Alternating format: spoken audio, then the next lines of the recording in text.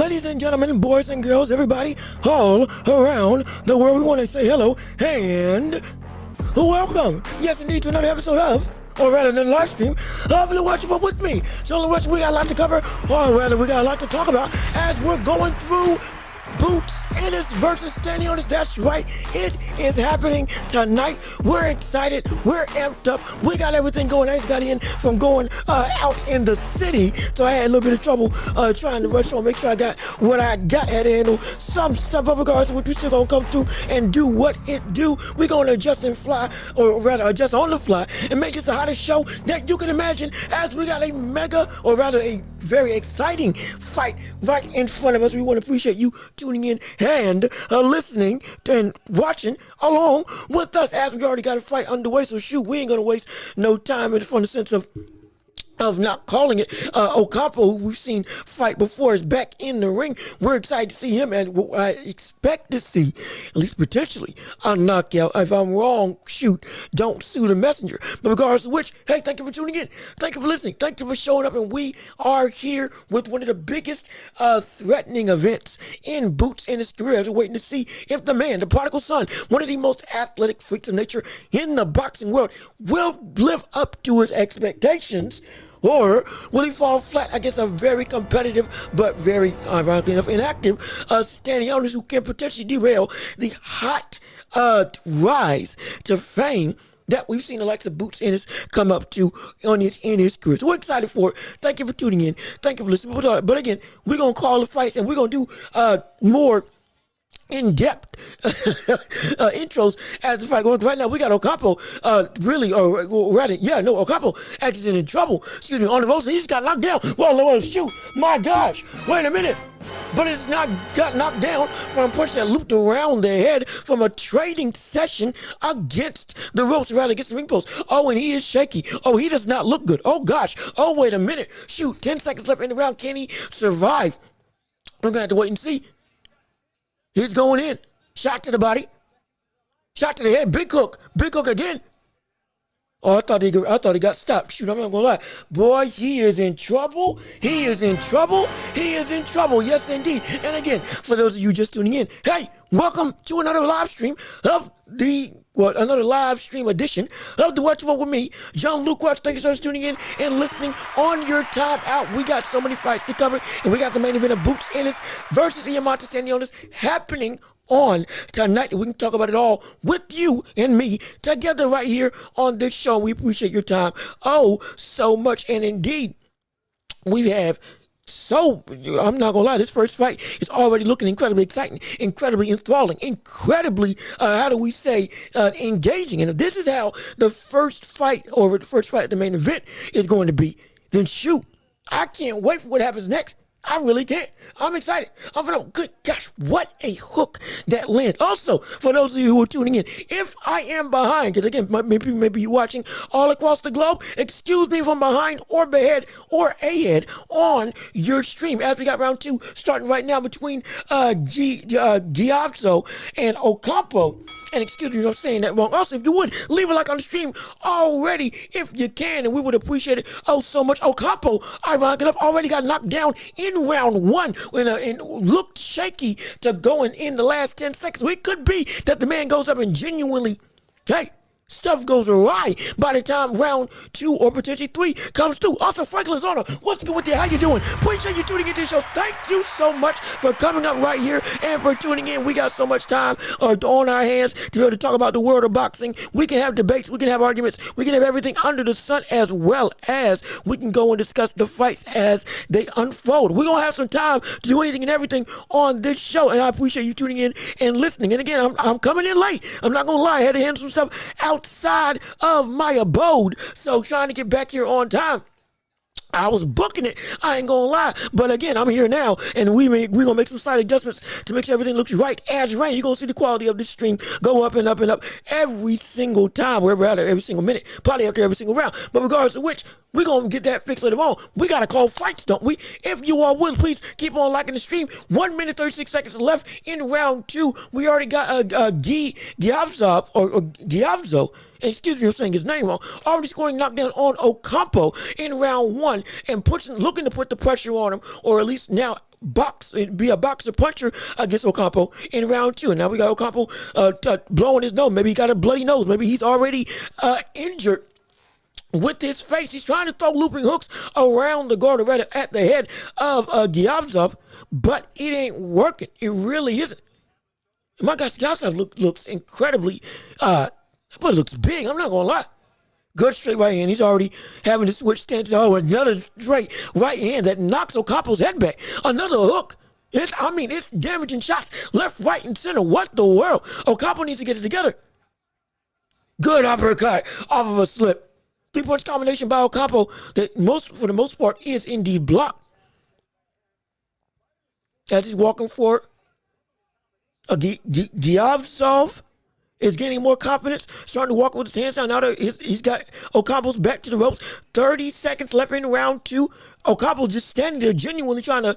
Oh, good hook by Gyavzov. Ocampo's getting pieced up right now, genuinely, with some quality shots by his opponent, Wonder Boy, who, as we see, is the nickname of Gyavzov. And again, excuse me, I'm saying his name wrong. Trying to go through and say it properly. 10 seconds left in round 2 as we go near the end.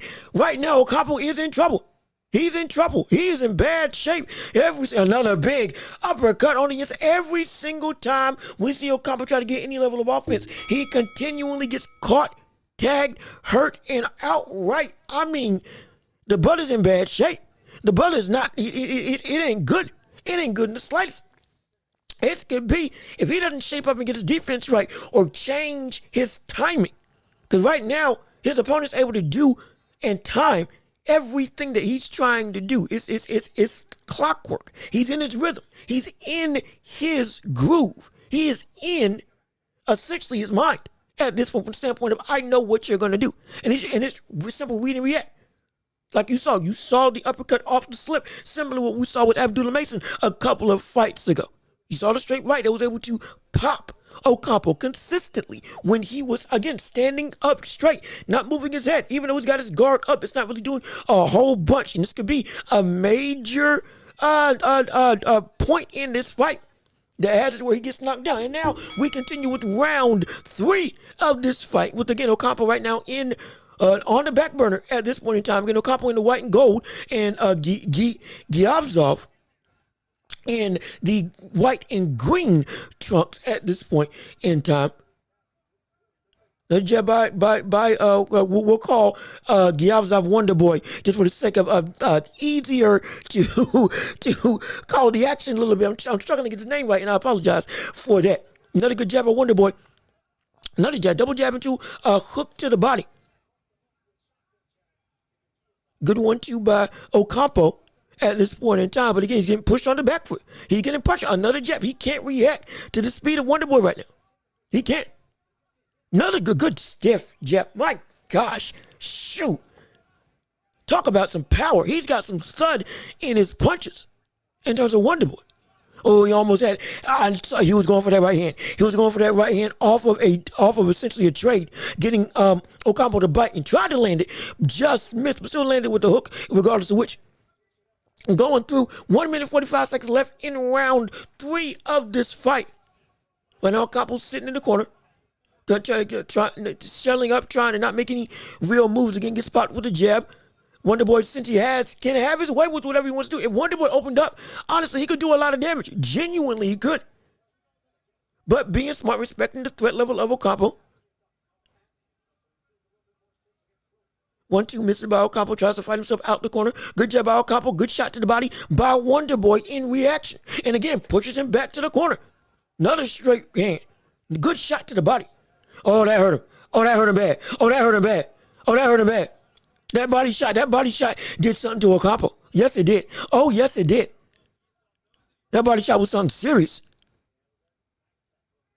That was a good shot. Right now, Ocampo just can't deal with the speed of Wonder Boy at this point in time. Everything that he's doing is just able to be easily read. Again, there he goes again, walking in with his hands down, because there's nothing for Wonder Boy to have to worry about at this point in time. Another good jab. Another good jab. Good 1-2 by Ocampo. It still needs to be some more. Needs to be some more legitimate quality work. Because right now, your flurries of offense keep pushing you back to the ropes, regardless, because you don't keep the ground that you gain. Almost 10 seconds left in round 3. Now tried to bull rush and then got pushed back. Oh, Wonderball almost landed an uppercut. Good shot to the body. Good hook. Upstairs.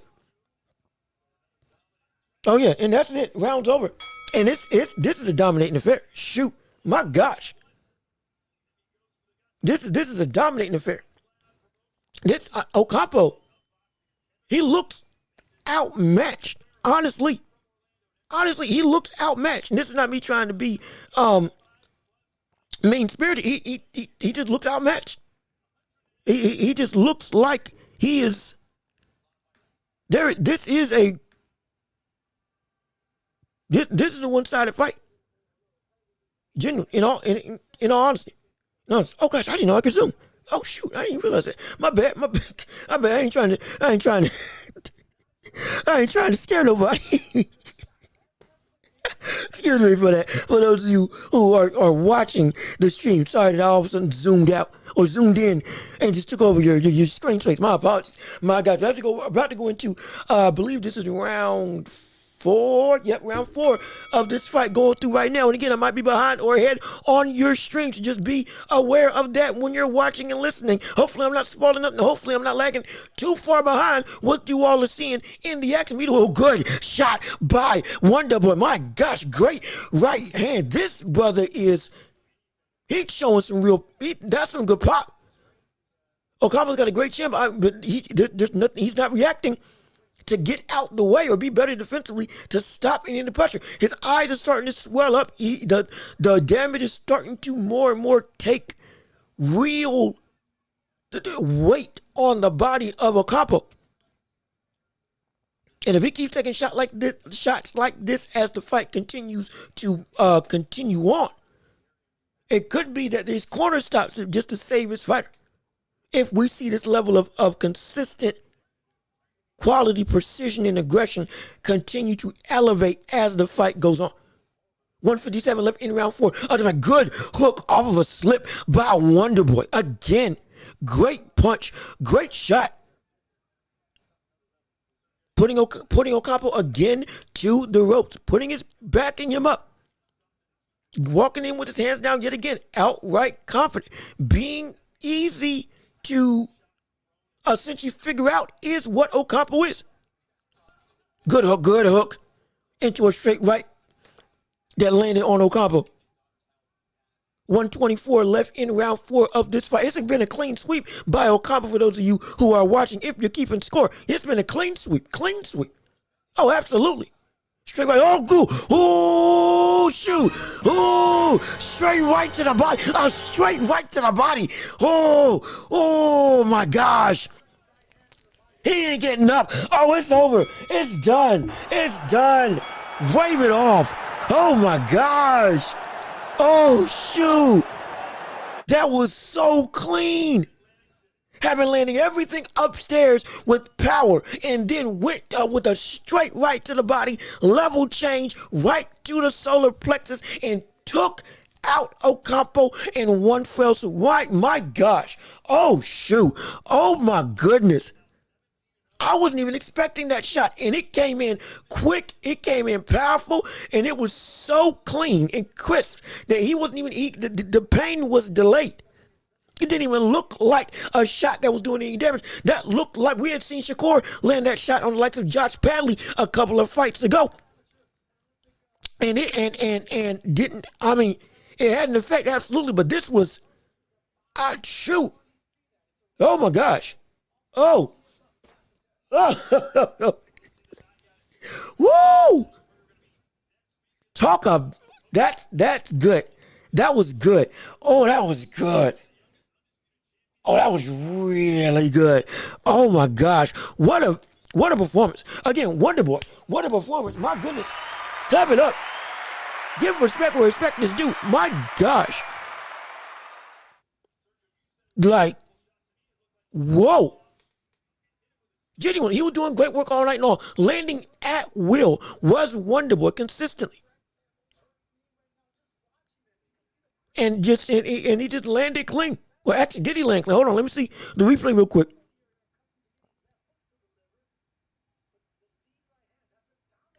Yep. That caught him. That caught him. Ooh. Jab to the head. And here's the thing. Even with Okapa having the ability to be able to land some thudding shots, it wasn't enough because he was never able to keep the momentum that he was garnering with his offense due to the fact that he was so susceptible defensively to the onslaught that Wonder Boy was bringing to the table on a night-to-night basis. In fact, let me see. Shakram Giyazov. That's what it is. Shakram Giyazov. My apologies for getting the name wrong. I'm going to get it right now, though. Shakram Giyazov, brother, that was something. Ooh, talk about a shot. Talk about a knockout. Talk about a great fight as a whole. Yo, Justin Kemp, what's good with you? How you doing?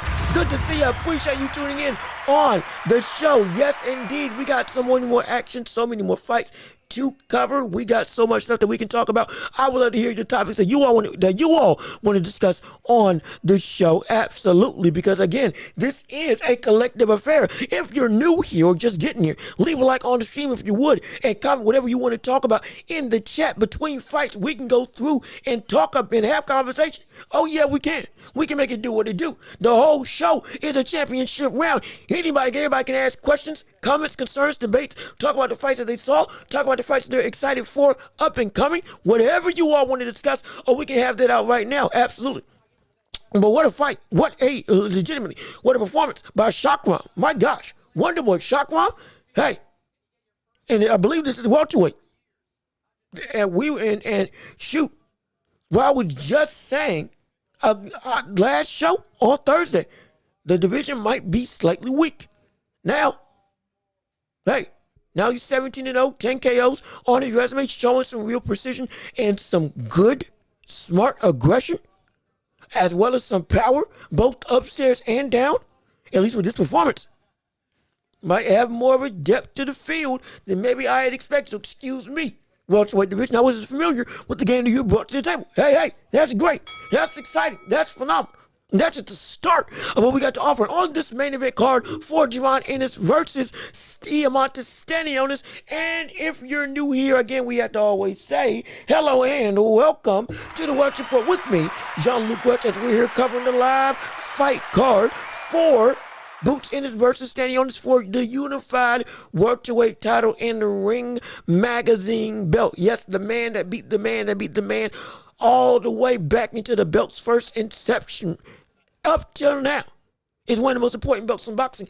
Also is up for grabs. So this is, as we talked about on our last show, when we were talking about Boots and Stanionis and the ramifications of it all.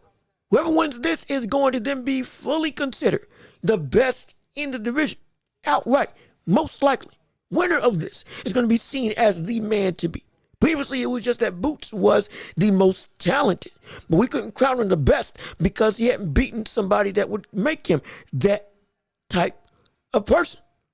Now, if he gets the Ring Magazine belt, unifies the titles, and beats Stanionis in the process, or rather, that is the process that all that comes with. Yeah. Shoot. Oh, it's exciting. I can't wait to see what we got to offer. And if this is the first fight that we have for the night, ends in the KO, is very action-packed, even if it's from a one-sided perspective. Hey, that ain't bad. That ain't bad to start. And also, when it comes to the world of boxing as a whole, let's not forget, we still got so much more stuff to talk about from the standpoint of May. Devin Haney, T.O., and Ryan Garcia all fighting on the same card. End of April, we got Conor Benn and Chris Eubank Jr. finally fighting each other after who knows how long we've been waiting for that fight to actually take place. This is a month of genuine, or rather 2 months of genuinely great action that we're all excited to see. Oh, let's not forget, Canelo's fighting this year. It's just great. And we can see Crawford and Canelo fighting at the end of this year. It's a lot to cover. It's a lot to talk about, and I'm excited for it all. No question about it. And again, whatever you all want to discuss and talk through, it's It's exciting. It is genuinely exciting. Let's see, Justin Kim, what you guys say? I think it's about basketball today, though. Now, if we want to talk basketball real quick, though, this is more of a boxing-centric derived live stream. We can talk ball real quick for a little bit. We can talk about how the end of the season is coming up and the standings are finally being put in place. And also for those of you who are just tuning in, leave a like on the stream if you would. Comment your thoughts and opinions on whatever you want to discuss, and we can bring it up and talk about it right here on the chat in between fights. It would do the channel so much good. And if you stick around, hey, we can have debates and arguments and so much more on whatever we want to discuss, no question about it. But yes, if you want to talk ball between today and tomorrow, end of the season's happening. Standings are being validated. The Suns got bounced and aren't even in the play-in. They're out the playoffs completely.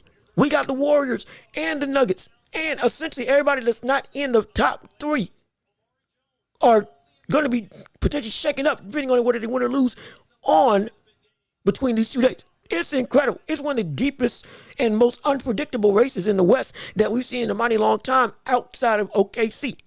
Then on the eastern side of the spectrum, it's a two-man race for who's going to get to the finals between the Celtics and Cleveland. Darius Garland and Donovan Mitchell versus, of course, champion and MVP. In terms of the champion being Jason Tatum and MVP being Jaylen Brown, with one of the most stacked squads in all of the NBA. Porzingis, Peyton Pritchard, June Holiday, and Al Horford. And a coach in Missoula who's absolutely insane. It's great. It's phenomenal. And I'm excited for it. And I can't wait until the playoffs start. And because it's going to be something to behold. Absolutely. Oh, no question. It's going to be exciting. No question about it. But again, it's with a lot of stuff going on, we are still within the realm of boxing. And when it comes to boxing, if you want, we can talk about the ramifications of this fight and its competitiveness at, not just at 147, which if he wins this in terms of boots, well, shoot, it's going to be incredible. But let's see, let's see who commented. Yo, X Thomas, what's good with you? How you doing? Good to see you. Thanks for tuning into the show. When's the fight starting? So the card's starting now. The fight is scheduled to be at 10:45 to 11 p.m. Scheduled to be. Assuming that all the fights end early, as in within the first 4 to 5 rounds, every fight ends in a knockout. If that doesn't happen, then we're going to see most likely 11 o'clock when the fight actually takes place with the main event of Boots versus Stanionis. So stick around till 11 or come back at 11. Regardless of which, we're going to be here calling the fights and calling all the action and talking about the world of boxing as a whole. Because everybody, again, it's been over the past couple months, it has been a lot of action, turmoil, returns, potential talks of dream matches that seem to finally be the right time to make, like with Tim Tszyu versus Keith Thurman, like with Deontay Wilder making his return, which, again, I still have my doubts about what it's going to be because of who Wilder is now and who he's evolved into as a boxer now. It is not who I want from the standpoint of a returning or looking to return to be championship fighter, because he doesn't have it. And when I say it, I'm not talking about just, he ain't got power. Yes, he still has the power. He does. He's still one of the biggest threats as a puncher in all of boxing. That is not changing. That will never change. But what is changing is the mentality of the brother. Bronze Bomber is a bronze statue, like we talked about earlier. And every time we see that statue come back and try to stand tall, it keeps on looking more and more rustic. It keeps on deteriorating. The metal keeps breaking down. Constantly we have situations where this man genuinely is a shell of himself.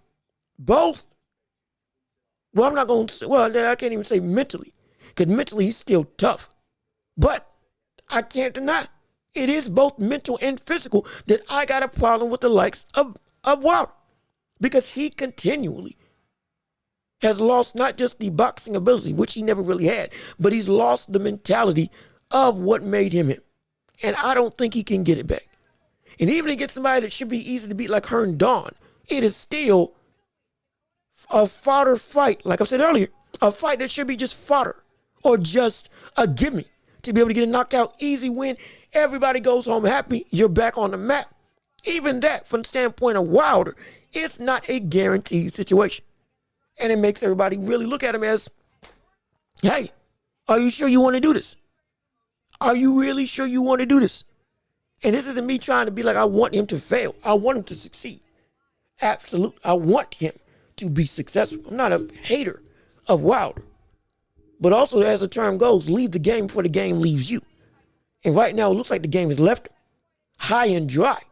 And as much as he may want to come back and make it happen, I don't know if he can make it happen. No, of course, it's just that. It's a slippery slope, man. It's a slippery slope. And the way he already got knocked out by Zhang, but he gets knocked out like that again. Ooh, buddy, that's a problem. That's a major problem. Major. Oh, and I almost forgot. We were talking about Ryan Garcia on our last show. I nearly forgot. With Ryan Garcia against Rolly. We were saying that, or rather other people didn't agree, but I was saying, if you hadn't seen the show, if you do, if you would, or want to, go back and watch the live shows that we do. Well, it's all on the channel. It's also on every podcasting platform imaginable, because this show is on Spotify, Apple Podcasts, and every major podcasting platform you can think of. And if we're not there, tell me, and I'll get there. Absolutely, rate us 5 stars if you would while you're looking it up. But regardless of which, when we look at the world of Ryan Garcia, now with Rolly Romero, and who else is on the card with them, is there a situation where he has the most to prove out of the 3? And I say that because while we understand that Devin Haney's under the most scrutiny, completely understandable, based on that last performance, absolutely. Especially with all the rah-rah that he was making about why he lost, again, with Osterine and all, which Ryan Garcia did get punished for it, got sent away, got banned, came back, got reinstated. Everything's well and good. Okay, cool. We get it. But still, with this whole process, with Ryan Garcia, some people, or at least I've seen stuff that's saying, he may have the most to prove out of everybody. Now, do I believe that? No. Could it be an argument? Maybe. Now, why would it be an argument? Because people want to see if Ryan is indeed the Ryan that we believed he was without steroids. Regardless of how you feel about the whole steroid situation. Again, we've covered the facts. We know the truth. We know it wasn't a lot of Osterine, but we know he was still in the system regardless. And we know, while I feel he would have done the same thing regardless of steroids in the system or not, that win and that performance is tainted. That brings into question, because of this is what we do as fans, the rest of his career up until this point is also in question and is potentially tainted in the eyes of the people. Show me that you are indeed what you are as a pure fighter physically. And has it been that everything else we've seen up until this point? Were you doping the entire time? All this stuff. These are the types of questions that come up once you pop. This is what we've seen at countless times. We know this. We've experienced this. It happens all the time. But since that's the case, now, what we need to see with Ryan, one, clean outright for the entirety of this fight. Not one test should come back anything but clear water.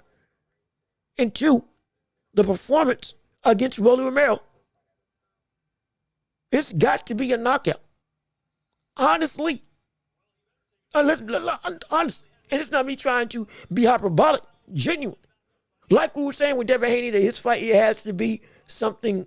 It can't just be the same Devin Haney.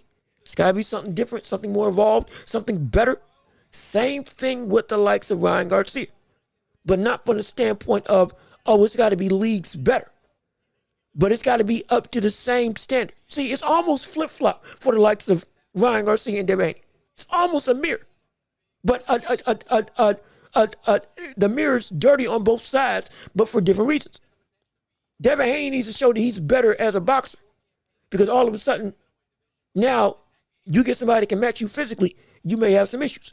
Ryan Garcia doesn't need to add anything to his game, but he's got to fight and get the same production as we've seen him get before. Because if he doesn't, now it's going to be called into question, was your power really yours all this time?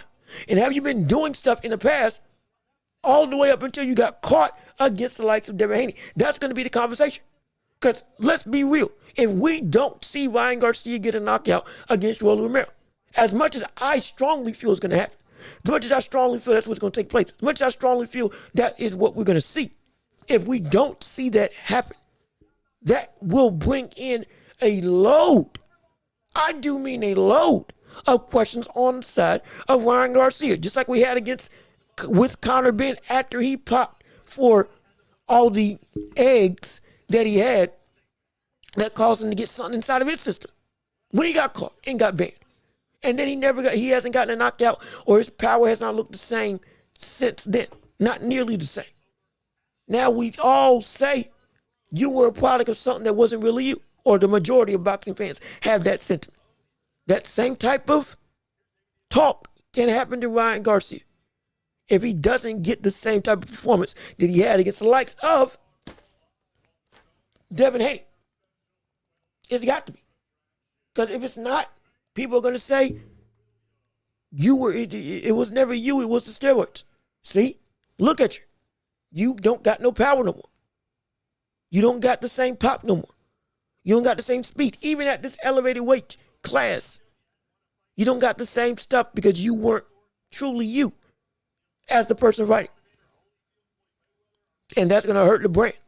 That's going to hurt his cachet. It's going to turn a lot of people into haters. That's going to turn a lot of people into haters. More haters are going to get added onto the train. And the haters that were already there are going to have even more fuel to use to say, ha, look at you. You're nothing but a fraud. And that's what's at risk for Ryan Garcia. His credibility as an athletic, dominant fighter. If he doesn't do the same thing or similar thing that he did to Devin Haney, and the similar things or the same thing that we had seen the likes of Isaac Cruz and Rolly Romero all do against the likes of, that we've seen Isaac Cruz, Tank Barroso, all do against the likes of Rolly Romero, then that calls into question the likes of Ryan Garcia. It does. It really would. And so we don't want that, but we could genuinely see it. We could genuinely see it. Also, I'm trying to make sure that I'm not that this ain't getting picked up, or the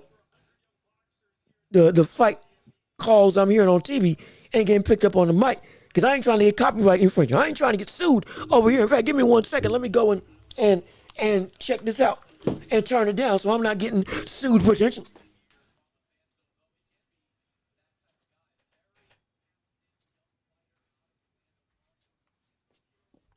There we go. Okay. All right, we back. We good. We're ready. We're set. We're still here. We are ready to go. And we still got more stuff to cover. Like with this next fight coming up, we're going to call the action and have our pick of the litter. And please, if you would, go on and tell us how you feel about what's coming up next. How do you feel about Boots? Who do you think Boots would actually lose against if he was pitted against somebody?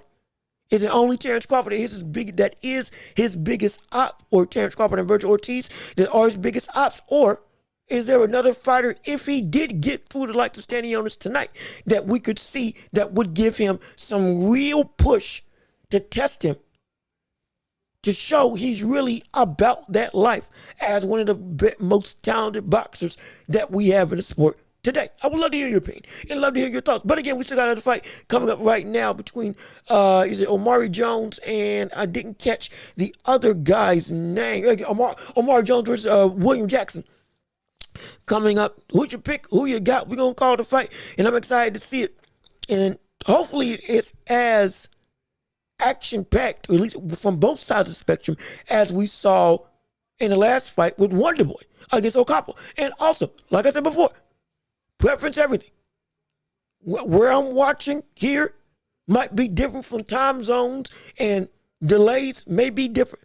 So I could be ahead of you, I could be behind you. in terms of when and what action you see on the stream. So just be prepared for that. Hopefully I ain't spoiling nothing for you in terms of, oh, somebody got knocked out, or, oh, hopefully I ain't behind you.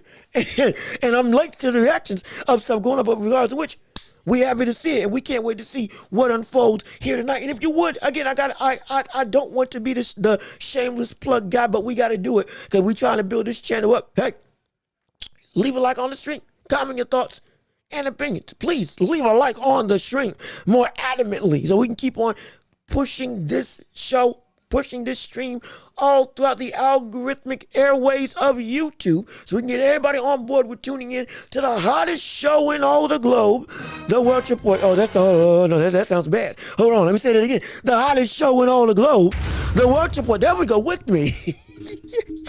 Y'all look what you guys, I play that other sound. That sounds like, oh, this show's in trouble. That sounds like we in a bad state. We in a bad way. I see, Boots and Norman would be interesting. Boots and Norman would be very interesting. It would. Now, in fact, save that. We're probably going to touch on that throughout the entirety of this fight after watching this fight unfold. But no, that would be a great fight to see. No question about it. I've been waiting to see that for a minute. Hopefully we get that sooner rather than later. But let's get ready to start with the fight right now between Jones and Williams as we get ready to get started. Round one going underway about right. And now, well, no, not now. Hold on, wait, no, take that sound. Here we go. About right now, round one going underway. Both of them in the red and white. I think it is. Shoot, I think it's Jones in the red gloves and Jackson in the gray gloves. Hopefully, I'm right. If I'm wrong, please excuse me. And again, don't shoot the messenger. But regardless of which, we still got a fight to go through. And let's see, we got. No, I'm sorry. I got it wrong. Omari is in the gray. Jackson is in the red. Is that right? Do I got it right? I think, yeah, okay, yeah. Omari's in the gray gloves. Jackson's in red gloves. There we go. I think I got it, hopefully. I don't want to do stereotype. Everybody looks alike. Oh, please don't. Good gosh. I'm black. Hopefully I'm not getting, if I'm getting black people mixed up, shoot, but that's a problem. Oh my gosh. Oh shoot. Oh no. Oh no. I can't be having that in the slide. But as we keep going through, Omari pushing the pace, right now controlling the center of the ring. Good straight right hand, walking down his opponent as we see right now. Who almost landed the hook, but again, his opponent ducked down. Going through 1 minute, 37 seconds left in round one of this fight. Second fight of the fourth fight card, with the main event being Boots versus Stanionis for the Unified in-ring magazine. Oh, shoot. Oh, my gosh. Another body shot. Are you kidding me? Is it over? Is it over already? Omari just another body shot. Oh, it's done. Oh, shoot. Oh, my gosh. Just like that. Omari!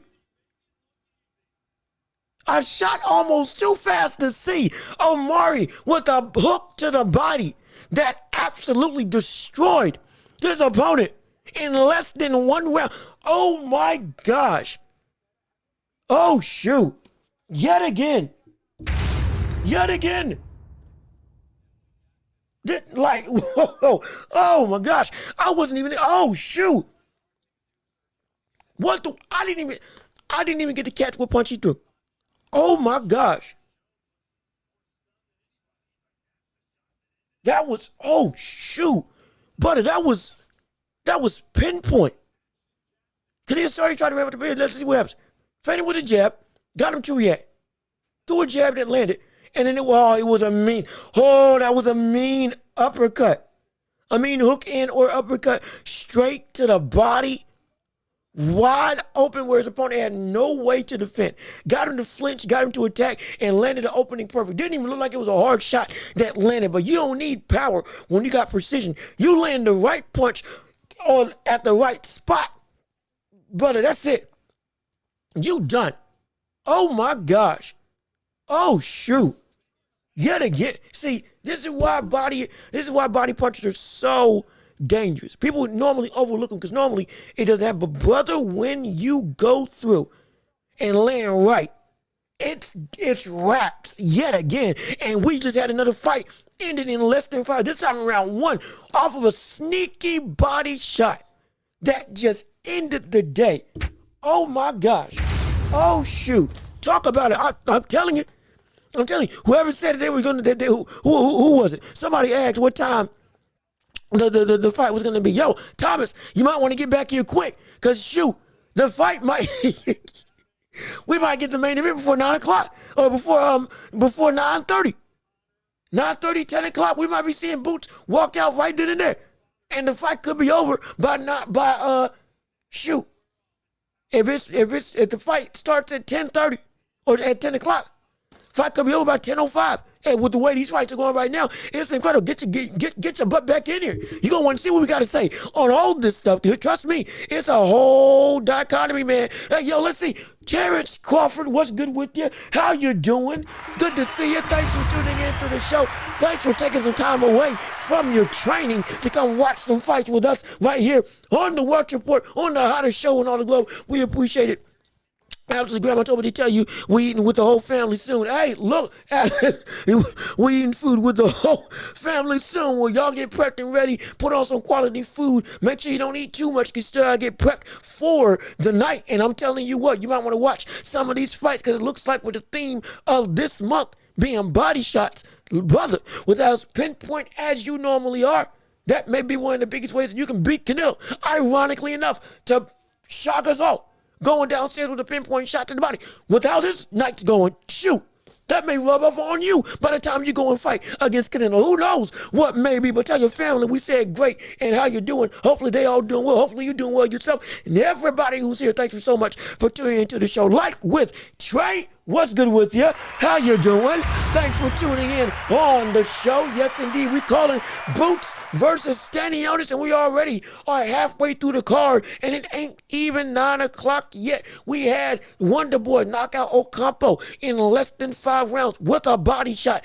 Afterwards, we just had Omari come through and knock out his opponent in less than a round with another body shot off of a feint upstairs that opened up his opponent's midsection, and he was a sneaky, didn't even look that strong, but it was a sneaky shot to the body that completely ended the show. And talk about a great card, talk about a great event, talk about an absolute spectacular affair. Oh, I'm excited for it. This is looking wondrous. Well, absolutely phenomenal. Absolutely. Ennis got this weak card. I mean, like, it ain't name-wise, it ain't spectacular. I feel you. I get it. I believe what's it called? Ain't Raymond Ford fighting on this card too? Unless I'm tripping. If I'm tripping, please excuse me. But ain't Raymond Ford fighting on? In fact, ain't he fighting next? Let me make sure I got that right. Let me make sure I got that card correct, so I'm not behind on what's going on. But look, man, as much as the card may not seem as high octane from a name perspective, but from an action perspective, hey, they've been. It ain't been bad.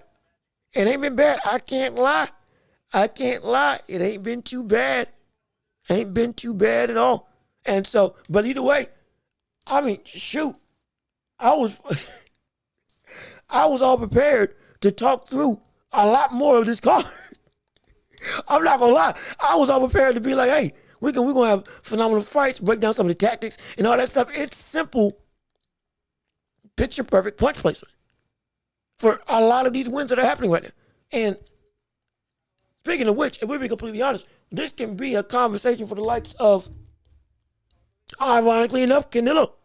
I don't want to only talk about him, but we got to say, we may be overlooking one of the biggest aspects as to what Crawford is in terms of how we can win this fight. And that is him being a pinpoint accuracy puncher. He is indeed incredible at that. He is indeed phenomenal. He is stupendous when it comes to shot placement, not just his power and all the other skills that we have seen about him. His ability to pick his punches so precisely that allows him to do maximum damage. And again, We know that Shakur right now is the most accurate fighter in boxing. I believe it's the most accurate fighter in boxing right now from an accuracy standpoint. But even for volume, Crawford is so adept at always placing his punches exactly where they need to be, always at the right time. And because that's the case, that can be one of the big things that can help make this fight with Canelo that we all, or that many people, suspect to be a potential or rather out of reach situation.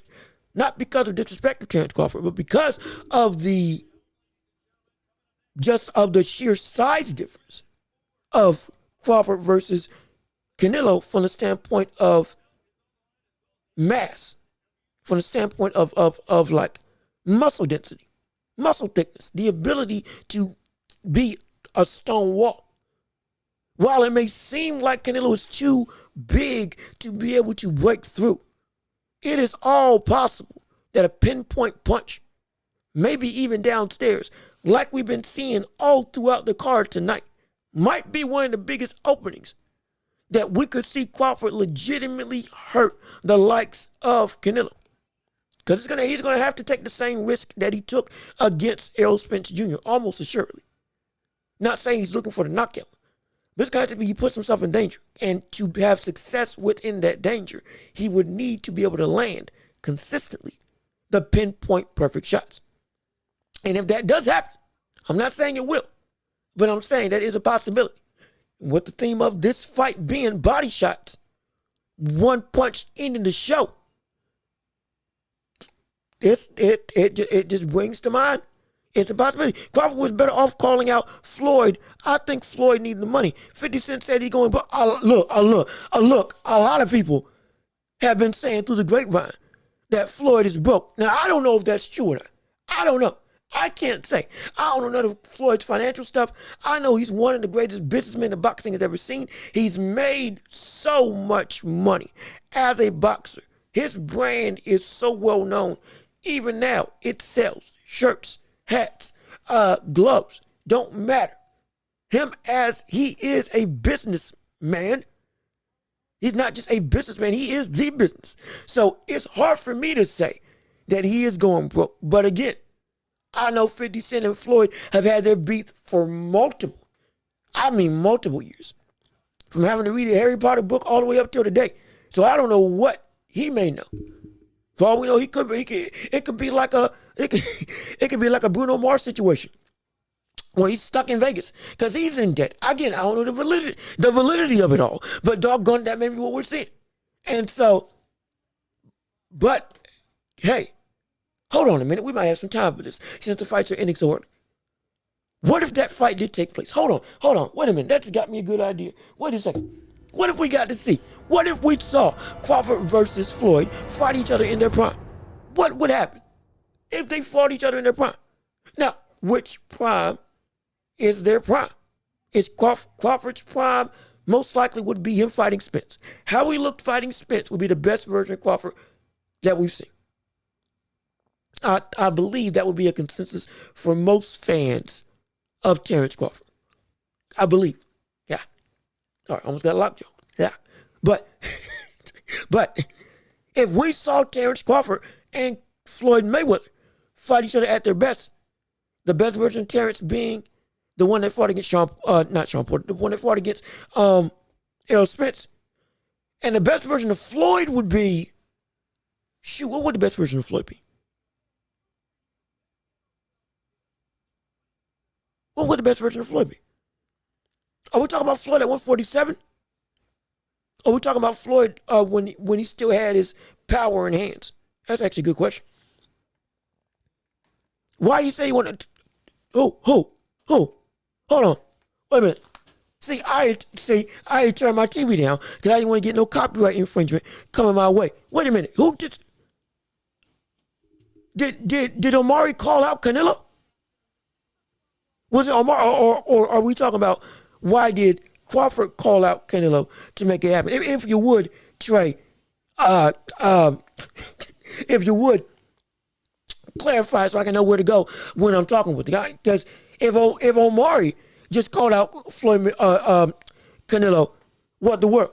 If we're talking about why did Crawford call out Floyd, or why did Crawford call out Canelo, excuse me, that's because he's using his leverage to get the mega fight that he's always been looking for. Again, he wants to be tested against the best of the best and make bank. Now that win against Spence put him in position to get that type of uber fight.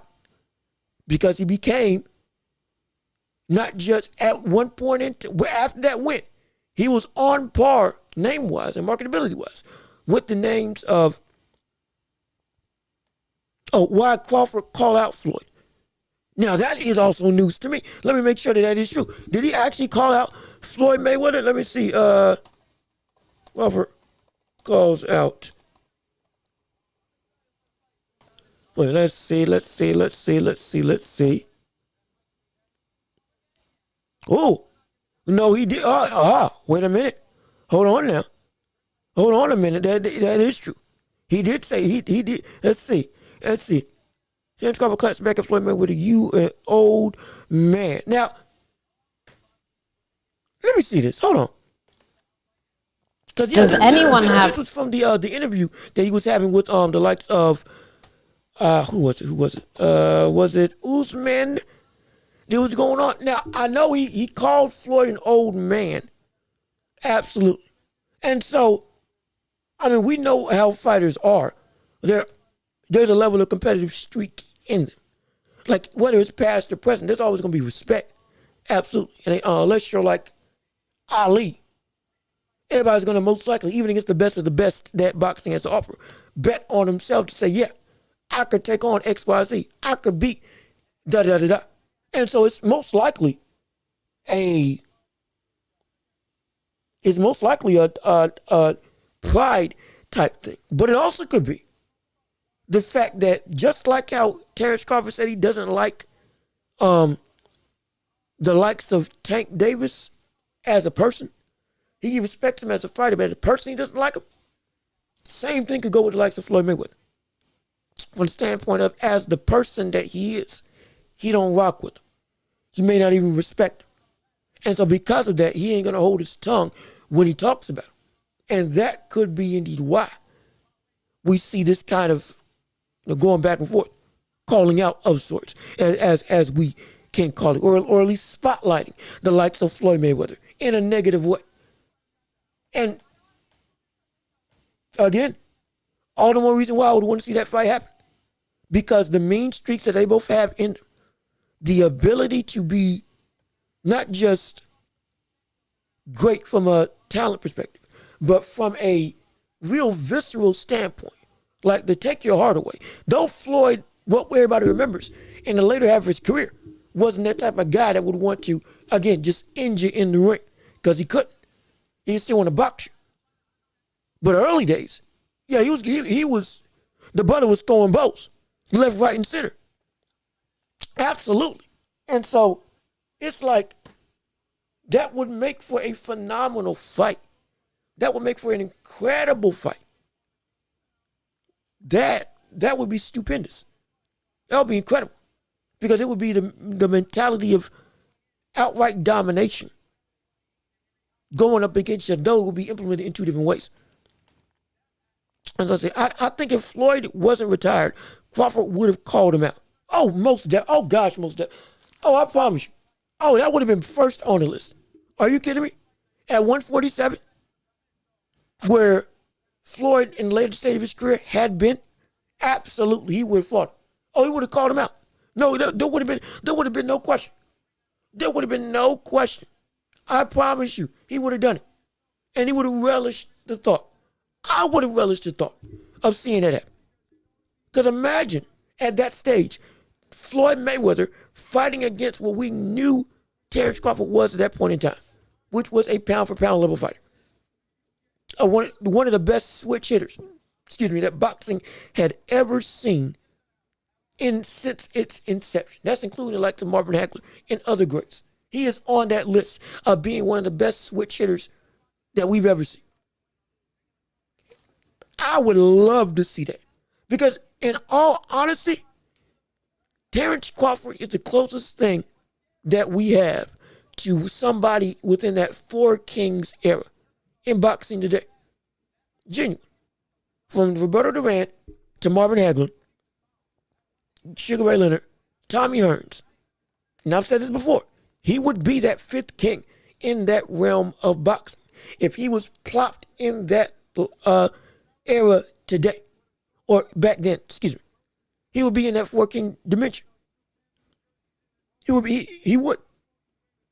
There's no question in my mind that he would. Because he is that type of special fighter. Now, would he beat all of them? Most likely, I can't say yes or no. I don't think he's beating Leonard. At 135, I don't think he's beating Duran. And if Duran is indeed not slacking off, like he did in the first fight with Leonard, yeah, Duran beats him. Hagler, almost assuredly. Because of, again, personal preference. Because of who I value Hagler as. But you want to talk about a war of, if they ever fought, that would be one of the greatest wars ever. But my gosh, that would be a mess of a time to go and fight Hagler. And Hearns would be incredibly competitive. Absolutely. But all of them he would be able to compete with because he's that special. He would be one, if he ever fought Floyd Mayweather, Terrence Crawford would have been one of his hardest tests. I'm almost assured. I am almost assured that Terrence Crawford would have been one of Floyd Mayweather's toughest tests that he ever had in his career.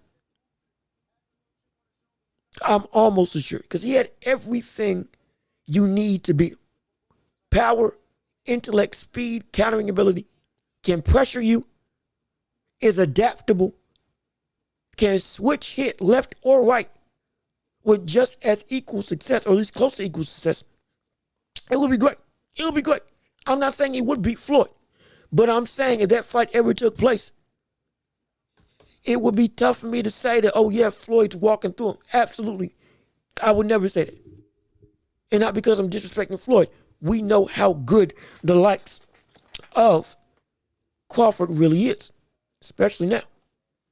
So that would be, but I wish that fight was happening. If he came out of retirement for the Chinese dude, he would for Crawford, or do you think Crawford can beat the Chinese dude? Let me see. Is it another exhibition with Floyd Mayweather fighting again? Because if it's another exhibition, yeah, of course I think that Crawford beats anybody that Floyd would fight in an exhibition. If it's an actual fight, because I haven't heard anything about Floyd Mayweather actually returning to boxing. Because the last time I know he fought against the likes of last time I knew he fought against the likes of John Gotti the third in a rematch of a debacle that was the first fight that ended in a brawl. And so, but outside of that, I don't know if I haven't heard anything about an actual solid return to active competition, especially now at this stage in Floyd Mayweather's life. It's been easy money, easy fights, again with Japanese fighters, Chinese fighters, kickboxers, taekwondo artists, and others. Pacquiao doing the same thing on his tenure after the boxing world, going and fighting. I think get another either Korean or Japanese fighter that was like 160. That was, that wasn't, you could call it an exhibition, but Pacquiao wasn't taking it like it. That brother was going for broke. And them knocking the dude out. And so it's like, I don't believe that something else is happening in a real world sense for Floyd Mayweather to fight that is in an actual professional boxing league or professional boxing capacity. Only it's in, you going out and paying some money, kick around a little bit overseas, jaunt around, play around, amp it up later on in the fight, show your dominance, and then you go home. And everybody says, oh my gosh, I got to see Floyd Mayweather fight. That's most likely what's going to happen. But I haven't heard anything about an actual genuine fight going through. And if he is fighting a Chinese dude that, again, isn't a boxer, then almost surely, yeah, he would do it. Next fight is Raymond Ford is fighting next. Genuinely. The next fight right now is Raymond Ford, who's walking out to the ring right now. And so it's as quick as lightning. It's the co-main event, and it ain't even 9:30. My gosh, I was prepped for I was prepped for so much more. From the standpoint of getting myself ready for a long haul late in the evening. Yeah, but it's Raymond Ford versus Matthijs. Not Sabril Matias, but Thomas Matthijs and Raymond Ford. That's who's walking to the ring right now. So it's getting ready to happen, the co-main event of the night. So if you can, share the show with everybody that you know and tell everybody to tune in and listen to the watching point of what we got going on, because I promise you this, you don't want to miss all the calls, all the action, all the debates, everything that we got to cover right here on this show. Absolutely. You can't beat it. And you can only join it. And I really hope you do, because it will do my heart so good. No question about it. But again, we got Boots is coming up in the main event. One more fight, and and then Boots walks to the ring. Raymond Ford's making his return to the ring.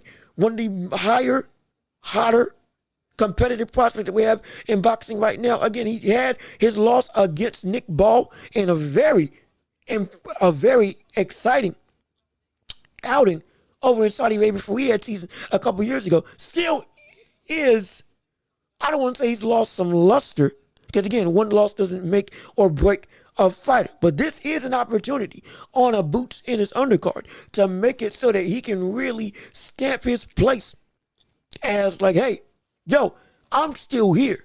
I'm still a dog. Don't forget about me. Because, brother, I'm still one of the biggest threats in this division. So I'm excited to see it, no question. I can't wait to see him get back in the ring. As he's walking in right now. I want to say Raymond Ford's going to knock him out within, with how these fights have been going. I can't.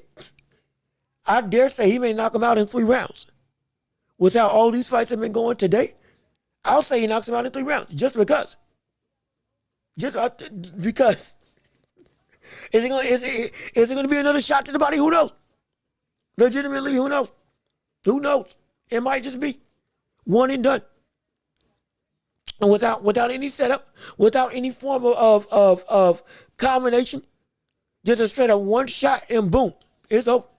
Most people got this fight ended by knockout anyway, so most likely, hey, we can see action happen. Let's see, what's the scouting report for Stanionis? Stanionis 15-0, 9 KOs on his resume. Currently, I believe the WBA champion, if I have my belt correct, and I believe Boots is the IBF champion. They are both fighting not just to unify the belts, but for the Ring Magazine title, one of the most prestigious titles in boxing. That again was up for grabs due to the fact that Terrence Crawford relinquished all the belts, everything, and his move up to 154, and that belt had been made vacant up until this point. So with Stanionis, who has been, again, I believe he hasn't actually, the one thing that I forgot to mention when I was breaking down the fight earlier, he hasn't fought, I believe, in a mighty long time.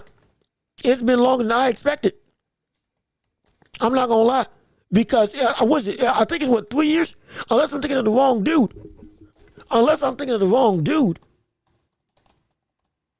Stanionis, I think, hasn't been fighting in the ring potentially for, 3 years. And if it's been that long, if it indeed has been that long, then my gosh, that could spell some major trouble from the standpoint of you taking off 3 years against one of the more higher prospects, not higher prospects, he ain't a prospect, one of the bigger stars in the division. Okay, no, excuse me, I take it back. Yep, I was thinking of somebody else. I'm so sorry. I'm sorry. Stanionis has been fighting. It has been active.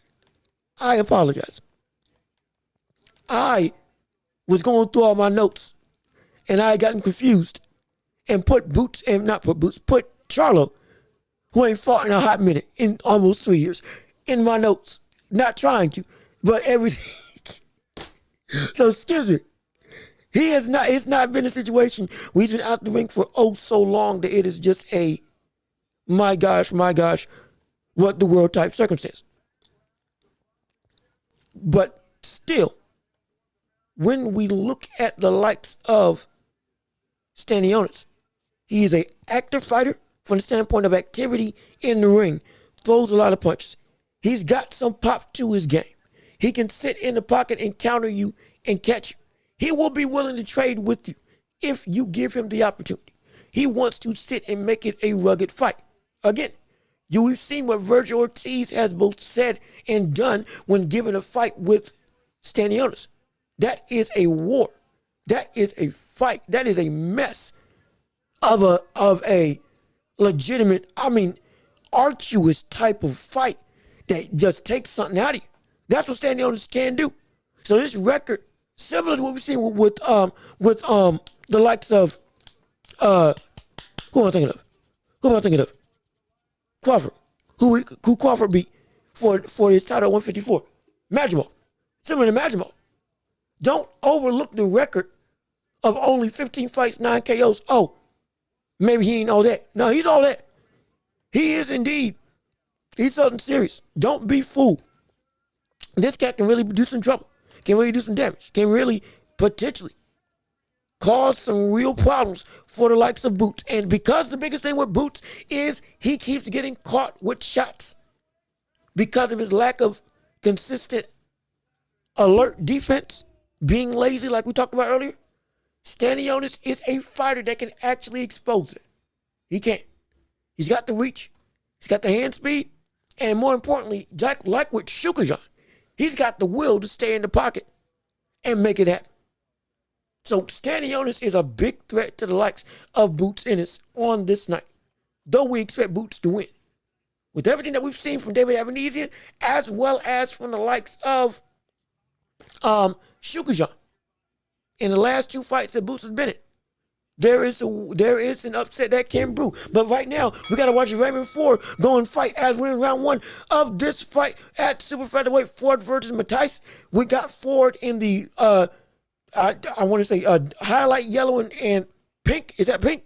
I think pink. Highlight yellow and hot pink. And Raymond Ford in the black gloves and black trunks. Now we got it going on, and we want to see what Raymond Ford can do as a fighter. We expect to see a knockout coming in this fight from Raymond Ford. But again, boxing is a bit unpredictable, so we're going to have to wait and see. But let's see, too. Oh, good. And already, he's got Matthijs hurt. Already, he's got Matthijs rocked. Already, Matthijs is holding on for dear life. Ford caught him with a hook as he was trying to back up and get out the way. Again, the explosiveness and the power of Raymond Ford is indeed real. Oh, the brother is something serious. Absolutely. Already starting out hot. Good jab by Ford, fainting. Already got Matthijs reacting heavily to whatever Ford wants to do. Trying to go for a 3-punch combination, pulled back on one of his punches, just misses a straight shot to the body. As we're going through, this could end early. Like has been the theme for all of these fights. This could again end oh so early on the night. Good sharp work by the likes of Raymond Ford. Now Matthijs starting to push back. And Ford's throwing actually he is is it southpaw? Is it southpaw that he's in? I'll wait till he turns around the other way so I can see it. Yep, no, it is southpaw. Yeah, southpaw. Raymond Ford right now fighting in southpaw, but throwing a power straight jab combination. So essentially throwing a 2-1 instead of a 1-2. Big hook into a right hand for Raymond Ford. Again, landing on Matthijs. That speed and the ability to close that gap, close that distance. Go from mid-range to inside at the drop of a hat. It's so special on the side of Raymond Ford. Double jab into a flurry of shots to the body by Raymond Ford. He's using that lead right hand, that jab, to feint his way onto the inside, get you to bite, and then, oh, good leaping shot by Raymond Ford. I'm telling you, this can end early. That feint's going to draw out a one-hitter quitter. I promise you. Raymond Ford and them feints that he's using, he's going to draw out a one-hitter quitter. Good shot to the body. Now that we know that Matthijs can shell up, I would think Ford can actually afford to throw a little bit more if he wanted to. Though, again, be studious, be aware, and don't get too greedy. Absolutely. But this is a solid foundation that he can build off of to really make an impactful end to this fight. Because every feint is making him bite. Yep, and that's it. The round is over. Yes, indeed. And my gosh, off the bat, just like we've seen with all the other fights, it is a very fast-paced affair, ladies and gentlemen. Hey, look at this! We got some problems. Oh, Matthijs got some problems. Matthijs got some issues. Matthijs had some real opposition standing in his way. Oh, yeah. Oh, yes, indeed. Oh, this ain't nothing but essentially a display of power that's most likely going to come through with this fight. I promise you. I'm so serious. I'm so serious. It is Ford looks great right now. Look at that leaping hook to the head, followed by a lead hook again. It's the ability to follow through. See, it's similar. You know who else did similar to this? Manny Pacquiao. How he would, instead of just going in 1-2, but staying stationary, he would leap in and with that forward momentum, come in with shots as round two's already going underway. He does a similar thing that Manny Pacquiao would do as a southpaw. When he comes in and feints in, when he actually follows through, he is almost like a rolling thunder of punches. A rolling cavalcade, an avalanche of sorts of shots that come into play. And it's effective because he's got heavy hands also. And so it's you got to be a special fighter to do it. But if you can do it, my gosh, it's going to be great. It's going to be absolutely phenomenal.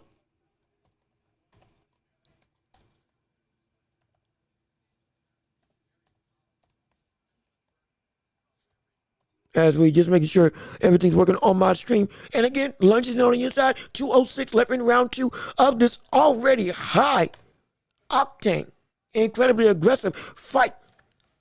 Raymond Ford right now is in complete control. Matthijs is smiling, but it ain't a smile of confidence. At least at this moment in time. Trying to feign through the effects, or rather the threat level that's coming his way. Good job by Raymond Ford. Minute 40 left in round two of this fight. Good straight left to the body. As he's now, again, with that kind of sniper-esque like pose. Again, another straight left. Going in, and Matthijs tried to counter with a shot to the head off of the aggressive combination punching. And it's like, let's see, no, good shot. Let's see, man, Ford could have ended it in the first round. He could have, he really could have if he wanted to.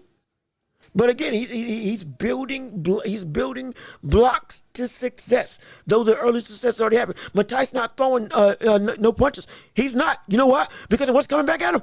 Like at this, he can't. The risk of throwing is great because he can't. The speed of what we see Raymond Ford throwing is such a dangerous aspect right now. Again, Nick Ball could trade with the likes of Raymond Ford because he had the hand speed when he got to an inside fight to keep up with the likes of Ford. Matthijs ain't got that. Every time Matthijs wants to react, Ford is already there landing something. Matthijs has got to time Ford, but he can't right now. What he should do is try to use his jab, gain some distance, and try to fight on the outside. Maybe force Ford to overcommit and then try to catch something with a straight right down the pipe. Especially since as a southpaw orthodox fighter, there is an opening there. Again, it's not that easy, but that is a tactic. Again, another hot straight left hand that again catches Matthijs. And the round is over. He can't keep up with the speed. Matthijs can't keep up with the speed that Ford is bringing to the table. Matthijs is trying to walk down a fighter that not only has pop to catch you when he does get on the inside, but also you can't out-punch him when you do see an opening. Because your range that you think you want to operate in, you can't do it because that's his domain. But I don't think there's another way that Matthijs can actually fight because this is his style. And it's going to have to be. I think there's already some swelling under there or over one of his eyes, and if he keeps taking these straight lefts by the likes of Raymond Ford, it's gonna be another early night. Like we've seen with all the other fights, it's gonna be another early night of KOs that boxing is gonna be able to see, and it's gonna be another highlight reel type performance. Hey, we're excited for it, but it can be better. I'm just trying to make sure that my stuff is centered, or at least looking centered, as we're calling the fight. But we still got more stuff to do as we got round 3 of this fight going on the way. 2:43 left in the round, at least on my stream. Might be different from where you are because we're different time zones and all that. But regardless of which, we're going through. Raymond Ford has been controlling this fight outright all fight long. His speed, his explosiveness, his power, his ability to close the distance. Matthijs cannot do a thing with him at this point in time. Good job going off angle for Raymond Ford and landing another power left straight. That's been the punch of the night for the likes of Raymond Ford. Now Matthijs is trying to force him into the ropes. Now Matthijs is being more aggressive and walking him down. Enter the Matthijs walking down Raymond Ford. Uses a long jab to the body. Now he's got Raymond Ford to the ropes. And he doesn't do anything. Because he can't do anything. Good job by Raymond Ford to change positions outright and turn this into a fight back in the ring. 3-punch combination misses by Ford. Shot to the body lands by Ford. Jab by Matthijs. Jab by Ford. That's blocked. Infighting now in the center of the ring. 135 left in round 3 of this fight. Good jab by Matthijs that lands. Now starting to push forward to the ropes. Good shot. Good lunging 1-2 that again catches Matthijs. I'm telling you, it's like Pacquiao. It's similar to what Pacquiao used to do all the time at his best to close the distance. When you got power and speed and explosion combined, this is a way to big uppercut. Oh, gosh, you saw the wind shake when you saw him throw that uppercut. That's like a George Foreman uppercut. Rest in peace to one of the greatest of all time. But my goodness, that went from the floor to the roof. If that had landed, oh my gosh. 53 seconds left in round 3 of this fight. Matthijs got Ford to the ropes again, but again does nothing with it. Hand play. Trying to go through, positioning with the hands. Big shot to the body by Ford, misses. Jab to the body is deflected by Ford. Another flurry by Ford that nearly lands, but Matthijs gets out the way. And another big shot off with his left hand off of that jab, straight left combination. Ford, I'm telling you, Ford's got the recipe. And that eye's looking bad on Matthijs. That eye's looking really bad. Good hook combination to the body. Honestly, I would like to see, with how this fight is going right now, Ford can't afford to go in with more offense. He can't. He can afford to do more offensively if he wanted to. Not just with the lunges, but also when they're standing in place, as the round currently is. Ford could do a lot more. He's got the leeway in this fight to do it. Not because there isn't a threat level, but because that threat level isn't able to do anything effectively at this point in time. When they're standing in the pocket and he is hesitant to react, and that's the biggest thing, he's hesitant. He is hesitant to react and throw anything in this fight. He's hesitant to. He doesn't want to. He is genuinely concerned about what can happen if he does indeed throw, even when he's got Ford up against the ropes. Because he knows anything I do right now is going to put me in a position to really be bad off. And because of that, Ford should use that as fuel to do even more offensively and further put Matthijs into a hole where he's got to throw and make him desperate. We make him desperate, make him vulnerable. Make him vulnerable, now that power that you bring comes with the momentum of him coming on the inside, and then boom, it can turn into an explosion. And now, as round 4 comes into play, as we got to see, and we have a problem. I'm telling you, we got a problem. We got a problem. We got a problem, I'm telling you. Going through jab downstairs by Ford, because Ford is dominating the likes of Matthijs easily all fight. It has not been it's been a completely one-sided affair. Another 3-punch combination that attempts to land on the side of Ford. Jab by Ford. Going through another jab by Matthijs. Jab by Ford that misses. Walking in the center of the ring, 209, left in round 7. Oh, good shot, good straight, good living jab by the likes of Raymond Ford. Hurts Matthijs again. I'm telling you. I am telling you. The end is near. It's near. He's landing too consistently for it not to be here. The end is close. Raymond Ford is getting closer and closer to icing out Matthijs. I'm telling you, he could, like that 2-punch combination to the body, he could throw a 3-punch combination if he wanted to. He's got room to put more offensive arsenals on display because of the lack of offensive, or rather the intimidated nature that we see Matthijs at right now. Because he does not want to throw. Because he knows he can't throw. All he can do is shell up and hope that Ford gasses out, and then he can start throwing more offense. Unless he lands one well-timed counter and uses his reach to his advantage, this can be bad. This can be really bad. Another straight jab to the body, or straight left to the body by Raymond Ford. 54 seconds left in the round. Matthijs again pushes forward but doesn't do anything. Ford's back is against the ropes now. 45 seconds left in round 4. Another straight naked left hand. Another straight left hand to the body. Well, that one might have done something. That straight left might have done something. That straight left might actually left a mark a little bit. Genuinely. And we in 25 seconds left in round 4. Hook straight, good straight left to the body yet again by Raymond Ford. Good uppercut and controlling the block. Fine opening down there, clinched up. Matthijs tries to push him off. He's trying to show some fight, but he ain't doing nothing. Good right straight by Matthijs. It's a good start. He needs to build with that and do some more. He's a tough customer, but it's not amounted to anything. Not yet anyway. As the round ends. And let's see. With 7 fights in right now. Yeah, I'm a little drunk.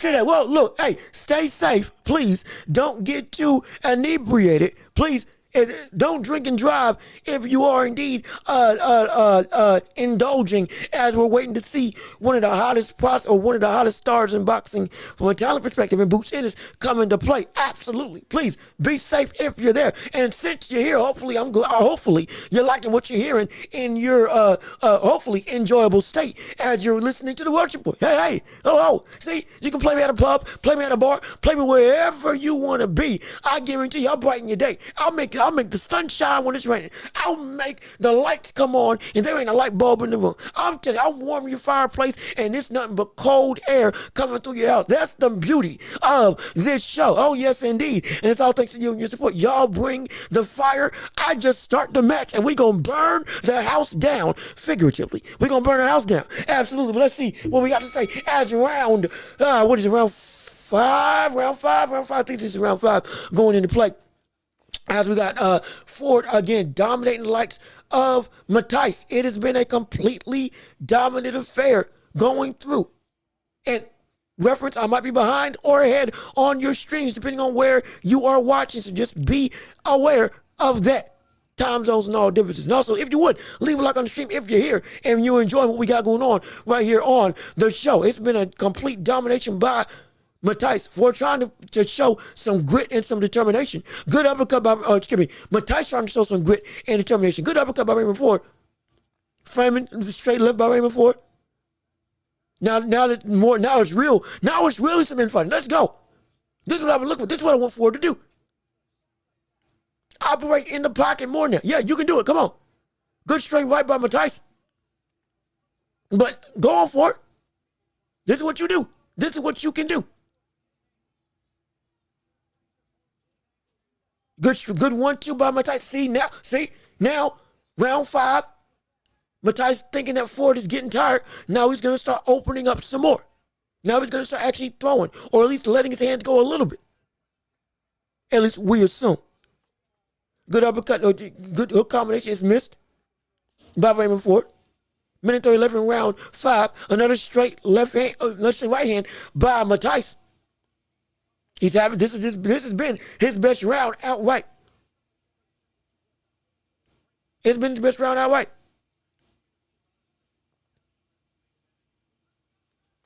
As we go, let's see. I think if Matthijs threw more punches, he would hurt Ford, probably, potentially. But again, like you said, the issue was He couldn't handle the speed, and so he couldn't throw. Every time he wanted to throw, he got caught, interrupted, and hurt. And now, good shoot, hold on, but this brother getting aggressive, getting yanked by the referee, and all. No, he's now Matthias is starting to try to look to do some damage. Good hook by Raymond Ford, great hook by Raymond Ford, as he again closes the distance.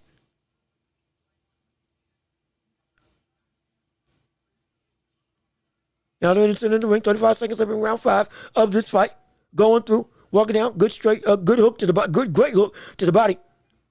Most of the punches now being blocked by Matthias. I can't lie. It's starting to look like a little better aggressive forward movement on the side of Matthias against Ford. And as I said, that Ford lands a great hook. Yep, Matthias is now starting to really put some pressure on the likes of Ford and land that straight right hand. Good hook by Matthias. Yep. Now Matthias is getting confident. Yes, he is. Now Matthias is starting to feel like, okay, yeah, I've taken your best shots. You had me. But now you're winding down, and I can amp back up because I haven't thrown anything. So we could see Matthias later on in this fight do the exact same thing that Trey, you said that you wanted to see happen, which was they go through and genuinely amp up the aggression. Now, instead of just walking in and making you think or making you just have pressure with no substance, now there's going to be substance coming behind that pressure. Now there's going to be, okay, I'm going to walk you down. And this time when I get you to the ropes, now I'm going to start throwing. Now I'm going to start throwing my right hand naked without any setup. Now, because most likely with Matthias, it's going to be big shots, but it's going to be one at a time. He can throw combination punch, as you saw. There was a little bit of a flurry they threw in that round, but more than anything, it's been naked, raw shots that have the most success from Matthias. Right now, Ford is still in control as round 6 comes into play for this fight. And it kind of like Matthias playing.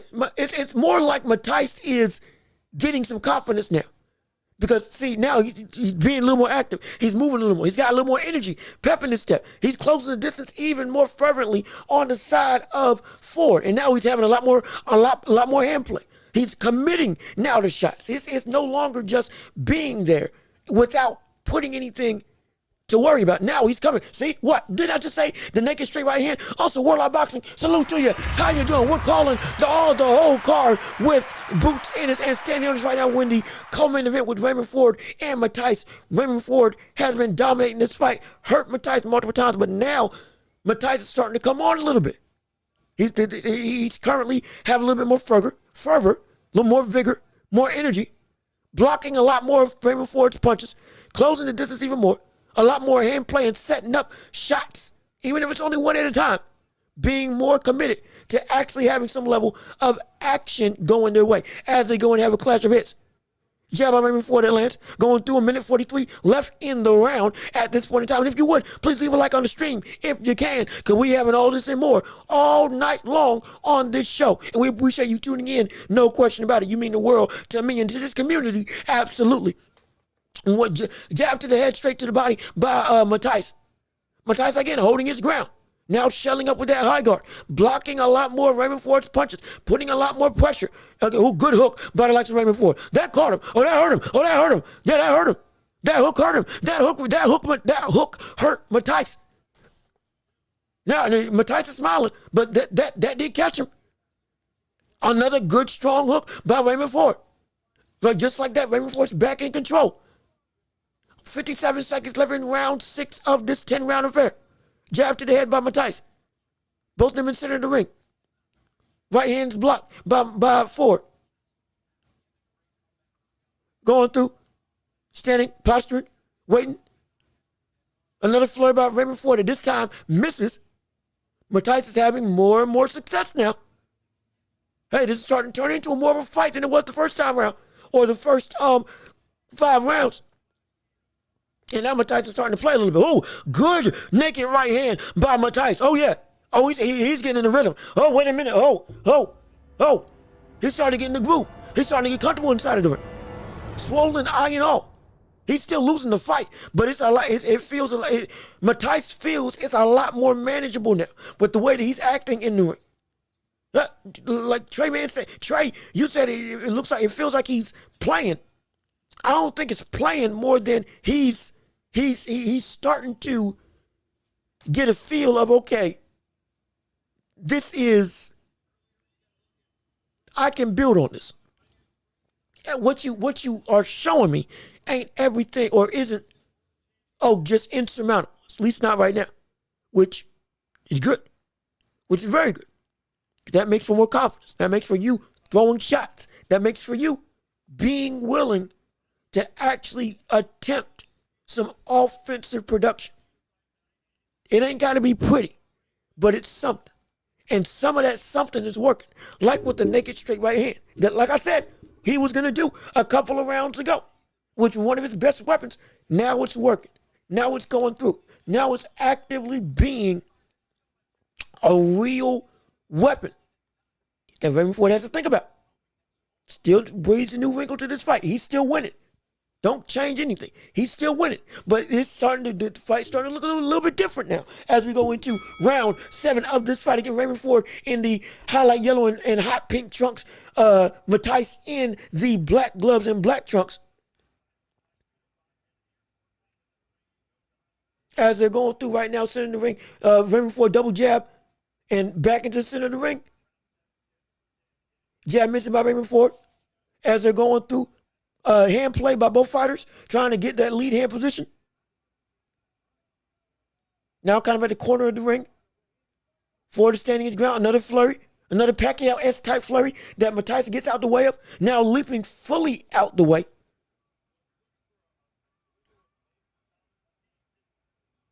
Good slip by Matthijs, but followed up by a good combination by Raymond Ford. Now Matthijs starting to pressure a little bit. Starting to get on the foot for inches away, closer and closer. Ford inching his way backwards more and more and more. The ropes are getting closer. A good 5-punch combination by Raymond Ford to escape that forward pressure. But again, Matthijs keeps coming. And again, Ford's back is again to the ropes. And he flurries his way out. Nothing lands, but still the aggression and the offense opened up a way for him to escape. Good hook, good 2-punch combination actually by Raymond Ford. And again, another leaping 3-punch combination by the likes of Raymond Ford. The activity right now in this round is winning. Though everything isn't landing on the side of Raymond Ford. Matthijs, again, you do need to throw something now. That good straight, good naked right hand, which is good. Good naked right hand by Matthijs. But see, he keeps on waiting when Ford gets his back to the corner. You've got the reach so you can throw. Good straight right hand by Matthijs. That's what we're talking about. Commit. It ain't gotta be something spectacular. But you commit to something when your opponent is at a disadvantaged state where he can't get out the way with the ring as his help. You can have some success. Again, another naked right hand by Matthijs. Slipping out the way of Raymond Ford's punch, now walking in with his hands down. Completely disrespecting what Raymond Ford can do to him. Jab to the body by Matthijs that misses. Again, pressuring him to the ropes. Raymond Ford waiting more so now being more hesitant. Another near clash of heads as they've both been fighting against each other, bashing against each other. Back in the ring, 10 seconds left in the round. Round 7 of 10. Another straight right hand by Matthijs. Counter by a jab and a straight left by Ford. And the round does end. This is picking up. It's still Ford's fight.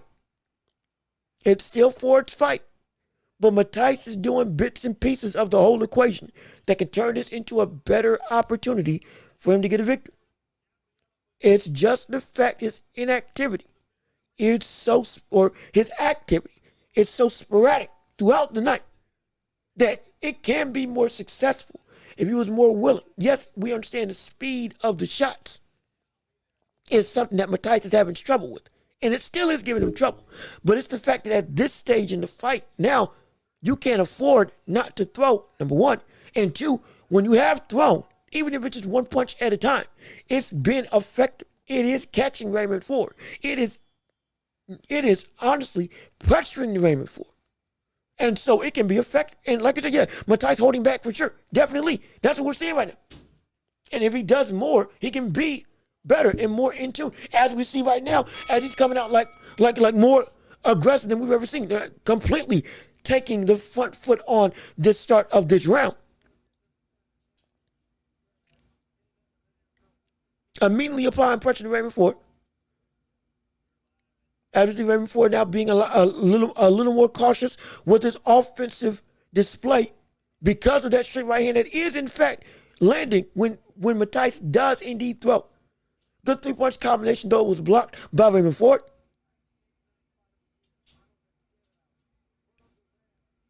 As we go through into again round 8, 2 minutes and 10 seconds left in the round. Now Ford slowly but surely applying pressure, slowly on the front foot, jab to the head and straight to the body. Another straight to the body that lands for Raymond Ford.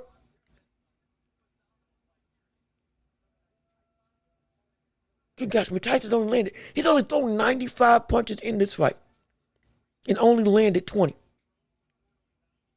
The majority of those 20 have come in the last, 2 or 3 rounds? And because, again, the activity just ain't enough. And now they're going through. Matthijs is still smiling. He is. But all that smiling right now is the activity is losing him this fight. Another good good combination punch to the body by Ford. 119-11 round 9. Or round 8, excuse me, of this fight. Posturing and probing. Both of them now. Matthijs is in the center of the ring. Bouncing around now, resetting, another directly in the center of the ring. Jab by Matthijs that misses. Raymond Ford now inching forward. Jab to the body by Ford. Jab to the head by Ford. Straight to the body by Ford. Most of them missed, but it's still the effectiveness. Good 6-punch combination by Ford to the body and head. Another 3-punch combination. And Matthijs bangs his chest, saying, come on, let me see what you got. Let's see. Shaking his shoulders, saying, come on, let's dance. Let's see what you can do. He's looking, he's given the bravado of he ain't phased. And potentially he isn't at this stage in the fight, but it's still, he's losing the fight. If he put some of that shimmy into his ability to actually throw, maybe this could do something a little bit more.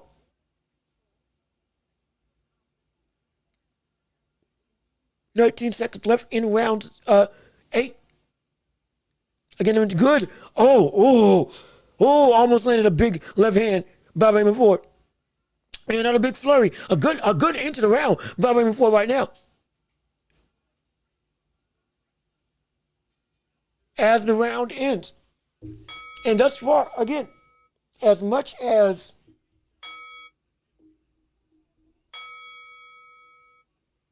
sorry about that. I'm trying to I'm not my bad. I thought something had gotten on my workspace. So I wasn't trying just to ring the bell consistently. Please, I ain't trying to do that. I was just I thought something was on there. So no, but we good. We're fine. We're A-okay. What Matthijs, he can smile and taunt all he wants. The man is not winning this fight because of his lack of activity. Point blank period. And because he won't throw, the man won't win. If he did throw, I'm not saying he would win, but it would be a lot more advantageous and competitive for the majority of the fight if he went and put that vibrato into more quality work as we go into round 9 of this 10-round affair. Nearly coming up on the end of the fight, and Boots is right around the corner.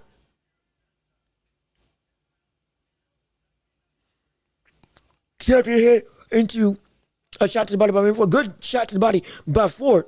Another jab to the head as Matthijs shows up. Another multi-punch combination by Raymond Ford. Now attacking more so. Matthijs comes in for a big straight right by Matthijs that misses.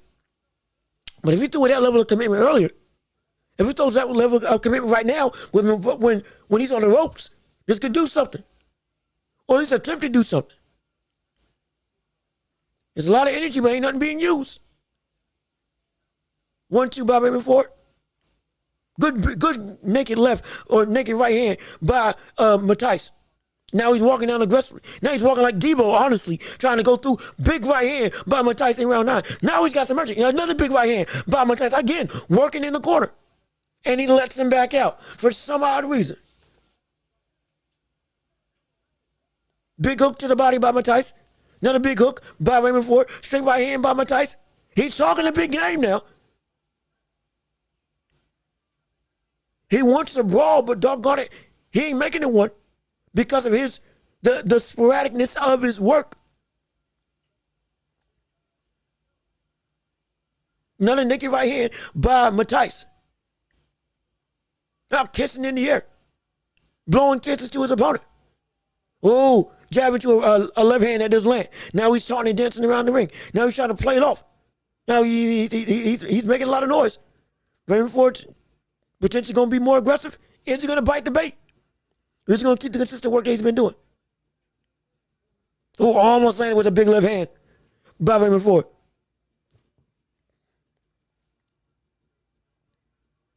As Ford inches forward, 47 seconds left in round 9. Hook misses by Ford. And again, Eimantas is talking. Eimantas is yelling, yeah. Eimantas is yelling, yeah. He's yelling, he's yelling like he had the ball at the basketball court right now. Like on the blacktop.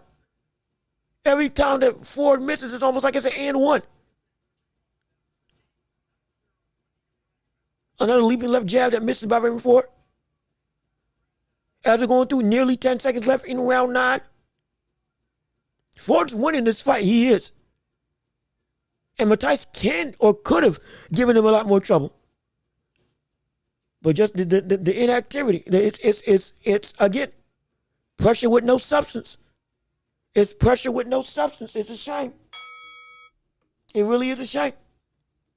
Because it could be something really, really good. But sadly, it's never to be because of Eimantas and his inability to consistently have a higher work rate, even when his opponent now is in a position to actually have something land on him. And it's like, it's a shame. After coming onto the last half or the final round of this fight. And if you are here, leave a like on the stream if you would. And hey, whatever you want to talk about, this is still an open platform. Now, we can talk about more on boxing, talk about more about fights up and coming, have debates about what's going on in the landscape of the fight world today. Absolutely. Or even beyond. Whatever you all want to discuss in between rounds or even in between fights, I'm all down for it. Absolutely. But let's see as we go into round 10 of this fight as we're going through. It's time to work. It's time to fight. It's time to put a cap on this night, or at least on this coming event. And so, Eimantas, you're going to do anything to really have some level of aggression. At least go out swinging, though we know you're losing. Another lead right hand into, power, another 2-1 combination. Another 2-1 combination by Raymond Ford.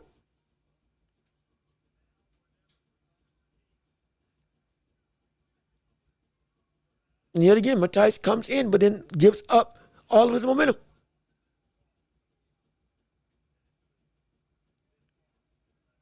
Raymond Ford again on the ropes.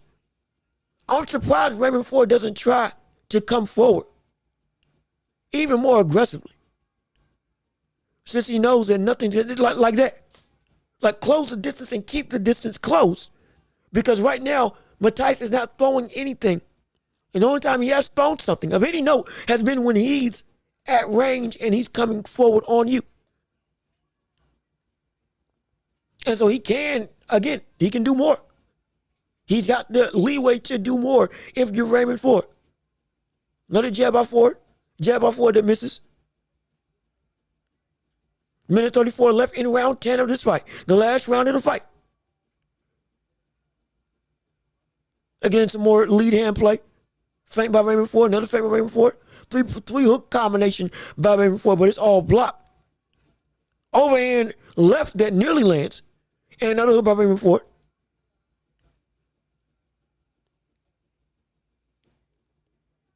That's when we're at a minute 9 left in the fight. Raymond Ford in complete control. If he gets through this, it's gonna be a unanimous decision, almost assuredly. Unless some skewy judging goes and just take this win away. For the life of me, I don't know why.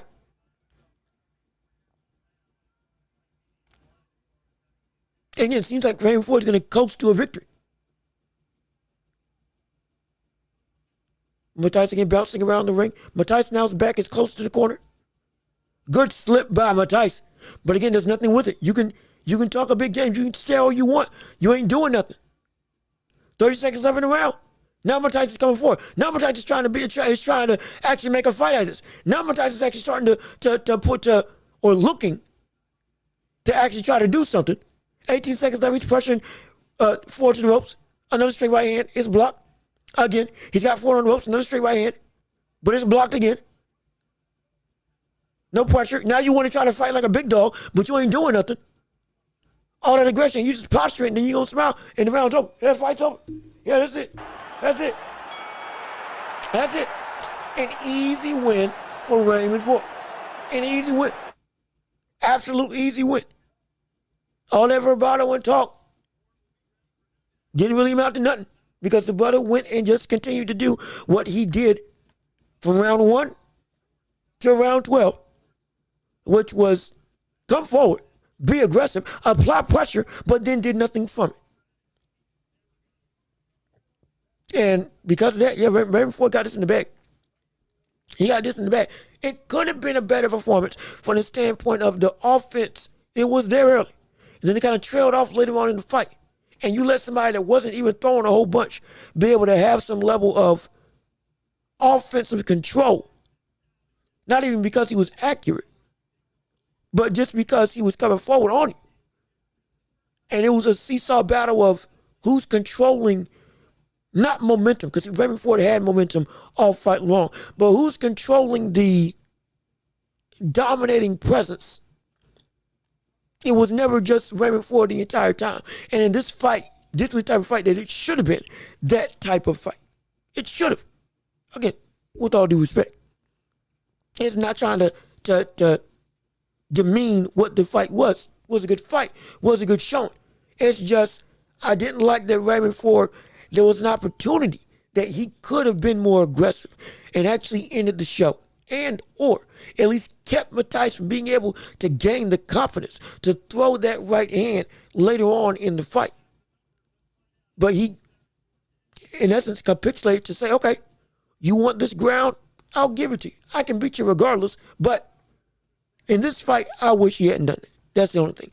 But outside of that, hey, I'm excited. Hey, good performance outright. Dominated all 12 rounds. Should get the victory. Should get a unanimous decision. And all should be right with the world.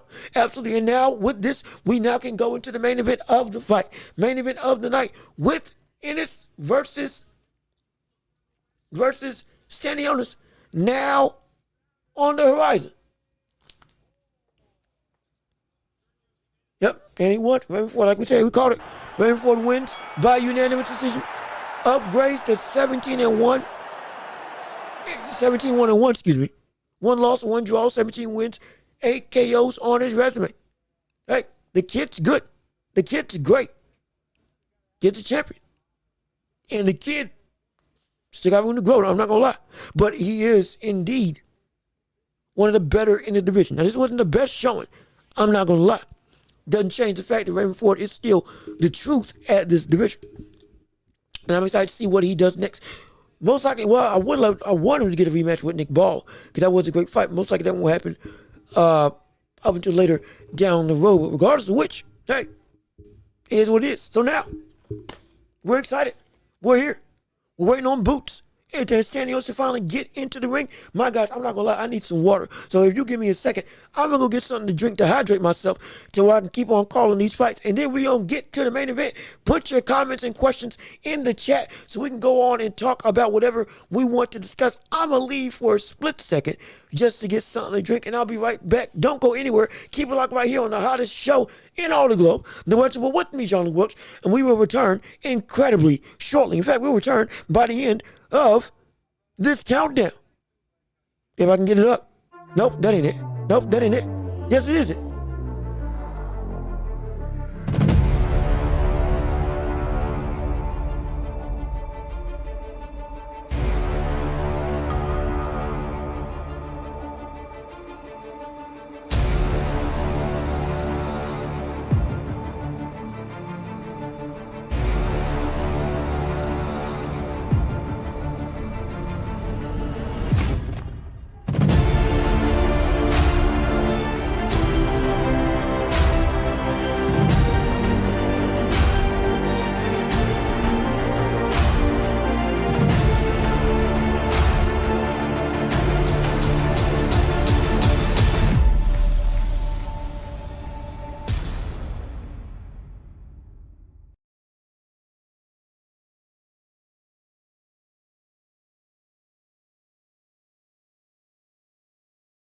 And we are back. Yes, indeed. Hey there. How you doing? Good to see you. Thanks so much for tuning in and keeping it light right here on The Watchable with me, John Lewis. And again, we still got the main event coming up right now. We are indeed excited and ecstatic that we get to see Boots finally step foot in the ring and again against what we see as his toughest opponent to date. And we've been waiting, hoping, praying, seething at the moment. See, this man tested the kingdom come, and now it's actively going to happen. It's actively here, and it's actively exciting. After we got to see Raven Ford go and beat Matthijs in a very dominant one-side decision, and then we got to see 2 knockouts by Omari, and also in the first round by Wonder Boy. Now we get to see a cap off tonight that should be a spectacular, action-packed, outright dogfight between 2 of some of the best in the division. One of them being Boots Ennis, who is one of the most athletically gifted specimens that boxing has to offer today. And because of that, we need to see him go against somebody else who can potentially put that athleticism to the test. More specifically, put that chin to the test. And that's what we're really concerned about. If Boots really does have the same level of defense that we've seen all this time, now that is going to tell a bad story for the whole of his career potentially. Because if he does not go and elevate his defensive acuity, elevate his defensive responsibility, this can breed a problematic source of danger every single other fight that he has in his career. And he's got 33 fights. He's already well versed. Yes, he is. But that doesn't change the fact that anybody can be caught if you don't choose to improve. And with Boots, this is the fight that we need to see some level of improvement. He's still great, but the brother, you got to be better than great. You got to elevate at every sense of the word. No question. If you do that, hey, you'll be great. You'll be phenomenal. And we can't wait to see you shine. No question about it. But regardless of which, again, if you can, share the stream with everybody that you know so we can get everybody tuned in right here to the Watch Report for this live stream commentary of Boots Ennis versus Stanionis in a very anticipated, action-packed affair that we're all excited to see and witness together right here in this community. If you haven't already, leave a like on the stream. Please, we got the best community in the world with the best people in the world. All of them love fights, love action, love sports as a whole. And we here to call and talk about the fights all night long. Yes, indeed. And if you would, follow us on Twitter. We got some Twitter platforms. Same name. You can find us there. Follow us on Instagram. We got an Instagram page. Well, I got an Instagram page. I'm running everything by myself at the moment.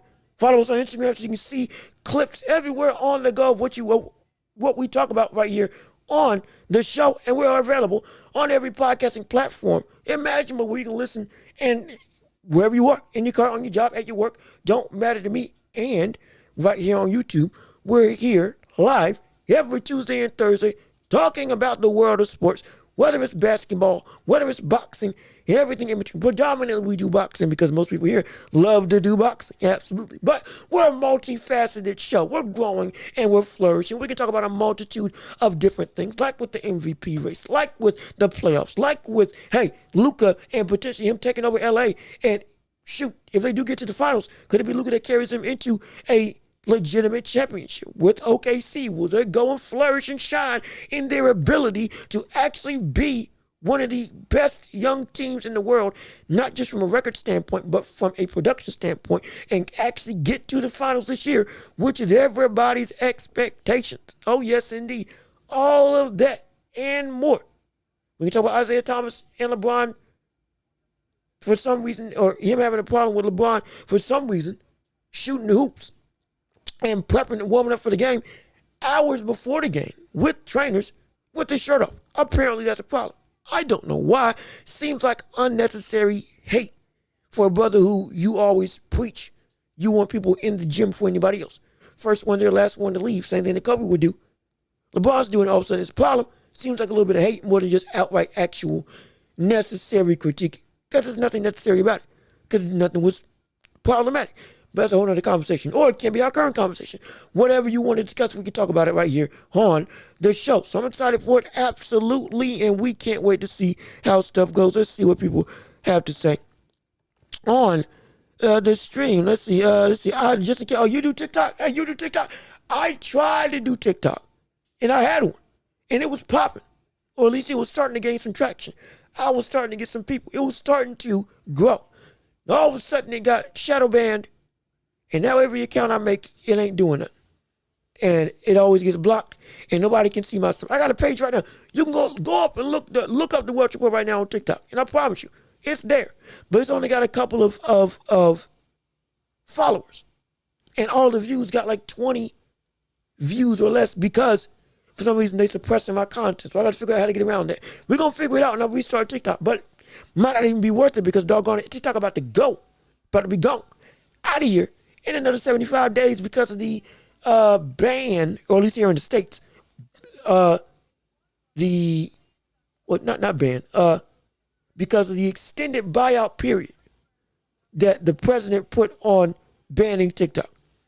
So if somebody doesn't buy it out within the next 70, I think less than 70 days, us in the States, we ain't gonna have it no more.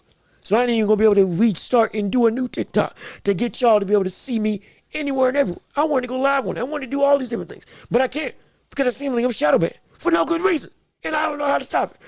It racks and brain, hurts me to the core, and so I can't take it. Oh, absolutely horrible, absolutely terrible. I mean, it hurts to the absolute core. But we're still gonna do everything we can and post right here. But again, is there anything that you all want to discuss in the show below? If you with this Conor Ben fight, as it's being advertised right now, I did want to bring this up. Do you think that fight is going to live up to expectations? Genuinely, because we've seen this before, a highly anticipated fight that was supposed to be, just seeped in nothing but action because of the ramifications, context, and outright disdain that each had for each other. But now, that's not the case. That's not the case. Now, it's bad. It's bad. It's bad outright. Or rather, excuse me, it can be bad outright, where the fight doesn't live up to expectation. If it lives up to the hype on April 26th, it's going to be a war. It's going to be a firefight. That should be fight of the year contender with the level of potential vitriol, disdain, disgust, outright vigor that both families are going to have for each other when they watch the fight. But if we don't see that happen, people are going to say, like, we wasted our time. That may ruin, if that fight ain't living up to what we expect it to be, that fight may just ruin both of their stocks. I'm not gonna lie. That fight can ruin both of their stocks. That fight can actively ruin both of their stocks if we see that it doesn't live up to the visceral heights that we are all expecting it to be due to the disdain, hatred, build-up, family drama, family ties, family grudge that this fight has garnered over the course of decades plus. And if it doesn't live up to the hype, I promise you, people are going to be mad. People are going to be mad. They're going to be upset. They're going to be hot, livid, every word under the sun. I promise you. I guarantee you. I promise you. Oh, I'm so sure. I'm so sure. It will leave such a bad taste in everybody's mouth. It's going to be horrible. But as I'm drinking my water, honestly, who do I have winning that fight? Who do I have? Actually, who do you have winning that fight? We haven't really gotten to break it down and talk about it. But let's get a quick consensus. Who do you have winning that fight between Conor Ben and the likes of Chris Eubanks Jr.? With this grudge match of generations, who do you have winning this fight? Do you think it's going to be Chris Eubanks egg slapping the mess out of Conor Ben inside of the ring? Instead of with an egg or egg-shaped form, as we've heard countless times before from another power puncher, it's a legitimate punch that puts that butter out. Or can we see Conor Ben actually go and live up to what used to be his power, even post steroids, and take the butter out? I would love to hear your thoughts and opinions. Right now, I don't know who's going to win. I don't. I don't know who's gonna win. Between Chris Eubanks Jr.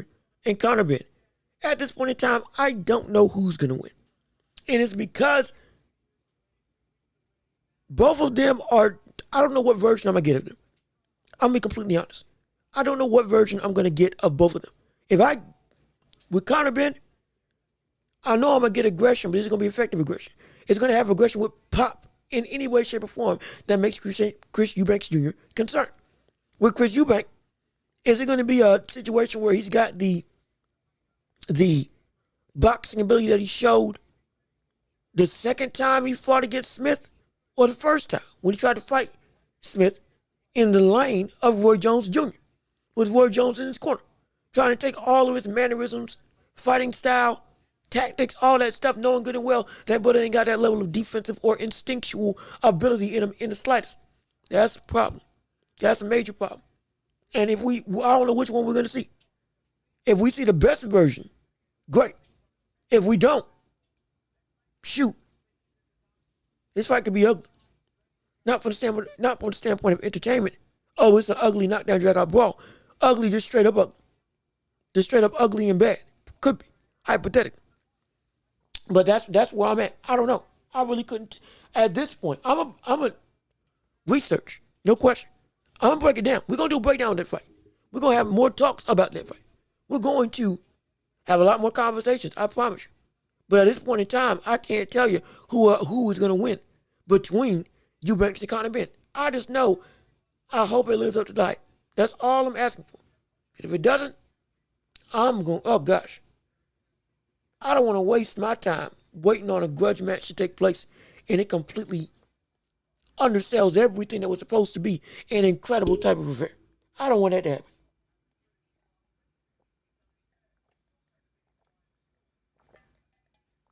I don't want that to happen, Slice. Ah. Woo! Don't want that to happen at all. So I guess we wait on the fight to start. It's gonna be, I think it's gonna be 10:30 that they actually start setting up the walkouts and whatnot. Yeah, I guess that's that. So we're gonna have to play a little bit of a waiting game. It's a shame. I hate it, but doggone, I want to see the fight happen. And also, what more topics that we can discuss from the standpoint of getting into boxing? When we look at this era in boxing right now, there is a shift. There is. We can't deny. Again, we got fighters left, right, and center that are, at least in some way, shape, or form, known by just about everybody in the community.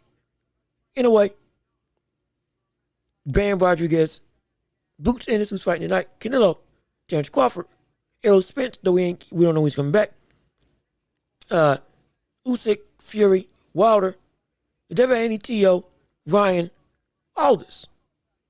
And I'm going to say, as much as we can complain about the era of boxing we've seen, do appreciate what we have now, at minimum.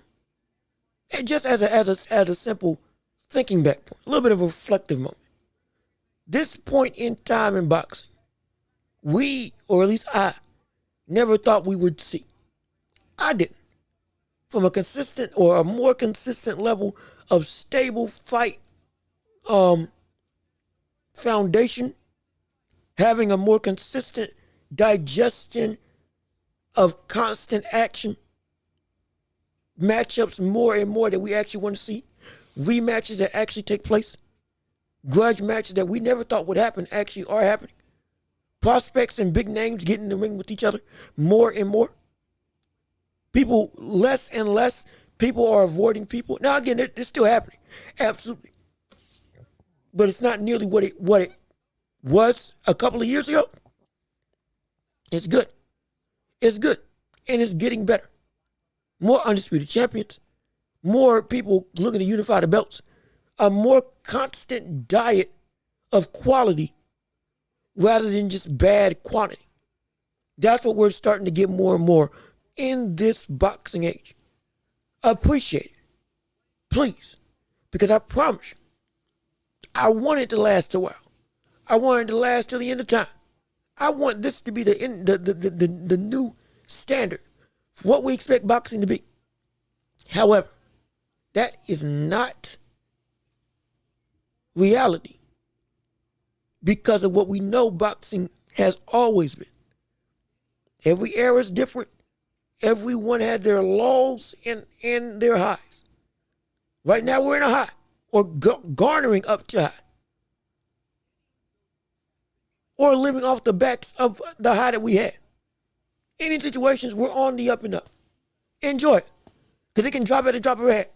And so, be ready. Don't be surprised. Just be ready and be excited. That's all I can say, be excited. But we're getting ready to see Boots versus Stanionis now take the ring. They got the promo packages playing. They got everything going through. Who do you think's going to win tonight? What's your prediction for this fight? I got Stanionis. No, not Stanionis. I got Boots winning by KO in round 9 or 10 for this fight. I got Boots winning by KO in round 9 or 10. But if we see him do what he's been doing offensively, but I'm so serious. Watch this. Don't be shocked by Stanionis potentially upsetting this brother. Don't be shocked by it. Don't be shocked. Because if we see the same issues of defensive non-response or lack of responsibility on the defensive end of Boots, and that chin gets tested the right way, even with that big beard, that again, I'm against having big beards like that in boxing. I get it's a natural thing, but sometimes it can breed for an unfair level of cushion and comfort to help ease the blow, even if it's somewhat. That's why every time Jake Paul fights, he had a big beard like Santa Claus. If that brother actually had a clean face, a couple of punches that would land on him they would be hitting a whole lot different. That's a whole other conversation. If that chin gets tested against Stanionis, like I think it will, and if he is not able to adapt defensively, we can see that brother get upset. Dare I say we can see that brother get caught and knocked out. Not saying it's going to happen, but I'm saying it's a possibility. But I got Boots in round 9, knocking out the likes of Stanionis. And if we see it happen, great. But nothing is set in stone, absolutely. And it is showtime, right? Absolutely, no question about it. It's showtime. We here and we live. We ready for it. We excited. We can't wait for the action to take place. I'm not sure Boots will get oh, you don't think Boots is going to get knocked out? Really? Really? Oh, that's interesting. See, I think it's going to because of how Stanionis fights, as he'll want to get in your grip. He'll want to use that pressure and those sharpness in his punches and the power that he's got. Again, even with it's respectable power. It is. He'll want to use that to get and work Boots. He's not going to try to box. He might try to box Boots. Will it work? I don't think so. It's going to most likely be more of a brawl type atmosphere. He's going to try to apply that pressure. Make him feel the weight, not just his punches, but his presence inside of the ring. That's why I think there's going to be a knockout. Because there's going to be a position where Boots will have angles, opportunities, and countering windows to catch Stanionis. It will be there. Just because I'm saying that Stanionis is going to be able to do and catch Boots, don't mean the same thing don't apply to the likes of Boots catching Stanionis. Oh, it does. No question. Again, his offensive ability is incredible. His physical strength, his power, his consistency, his stamina to go all 12 and carry the same level of power. And every single punch has got pop and sharpness. On top of he's athletic enough to do stuff that just don't make sense. This is quality work that we know Boots can do. And against Stanionis, I think it can be the same type of work. It's not the work I'm concerned about. It's the receiving end. It's you getting work yourself. How do you manage that work? And with Boots, we know how he manages the work. Like a person on their job who's tired of clocking in. He gets lazy. He'll cut corners. He'll go and not be as attuned to detail on the defensive side of the spectrum. And that can be a problem. That can be a major problem. Not saying that he will get, I'm not saying he's going to get beat. But I'm saying he can get beat. But even with that being the case, everything we know about Boots, it's still Boots. Hence why I say he's going to get a knockout. That's exactly why. I think it's going to be 2 knockdowns and a knockout. Or a simple one-hitter quitter. Though we know Stanionis is coming. It can happen. It can't. I'm excited. It's gonna be a real dogfight. Yes, it will. Oh, yes, it will. Absolutely. Well, it's gonna be a war. It's gonna be a war. I promise you. What we saw with Shukajan was great. What we're gonna see with Stanionis is gonna be better than Shukajan, from the standpoint of infighting that we know is gonna happen. Because Shukajan had to fight on the inside to have a chance against Boots. Stanionis always fights on the inside because that's how he wins. There's a difference in both power and tactics. And Stanionis can do everything that we saw Shukajan do from the standpoint of infighting. He can do that, but be a lot more demonstrative, which makes for a very entertaining affair. Stanionis says he's all in. Yeah, he better be. You can't cut corners with this. You can't be anything but all in with this type of fight. You can't. If you are, you're gonna shoot yourself in the foot. You're gonna be positioned to fail, positioned to get put to sleep. Genuine.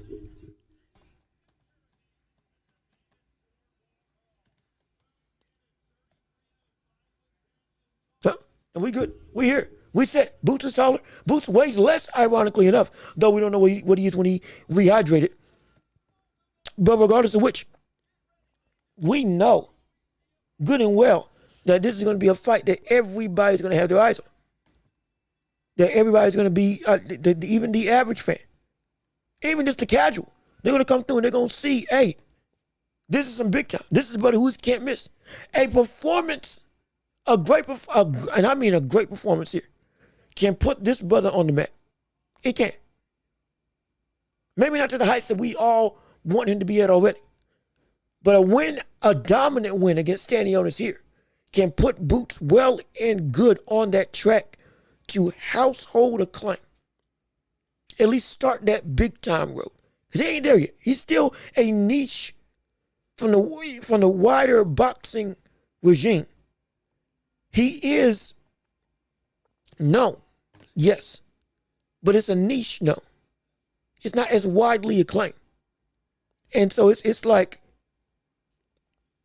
we know if he gets a knockout in this fight and it's dominant, dare I say spectacular. But that sets him up for a lot. That sets him up for a lot of stuff. That makes that Virgil Ortiz fight even more wanted by the public. That makes the calls for Terrence Crawford something to behold. That makes even a fight with Errol Spence Jr. something that people will have on the table. Because Boots will be in that caliber of, okay, everybody knows him. Everybody loved Spence. Now, hey, wouldn't we love to see that fight happen? If Terrence did this to Spence, if we want to see if Boots is ready for Terrence Crawford, let's see what he can do against the likes of Boots Ennis. Because right now, that can be a barometer for levels to success. Or levels to reach success, excuse me. This performance is a building block of a lot of stuff. A lot of stuff. A whole lot of stuff. And if he's successful, which I'm so excited for. Well, I can't wait. I can wait for it all. But again, put your predictions in the chat. When do you think this fight's gonna end? Do you think it'll end it all? Would it be a split decision for Stanionis? Split decision for Boots? Knockout for Boots? Knockout for Stanionis? Shoot, could it be a draw outright? Could it be a stoppage? There's so many different ways that this fight can go. They have everybody asking themselves genuinely, hey, are we in for something special? And I truly do believe that we are. I truly do. Truly, I believe that we are. Hence why I'm so excited for everything that we're going on. And once they get through with the national anthems, we're going to get to see the action going. Absolutely. No question about it. Let me take something to drink real quick, and I'll be right back. Let me take something to drink real quick, and I'll be right back. Let me take something to drink real quick.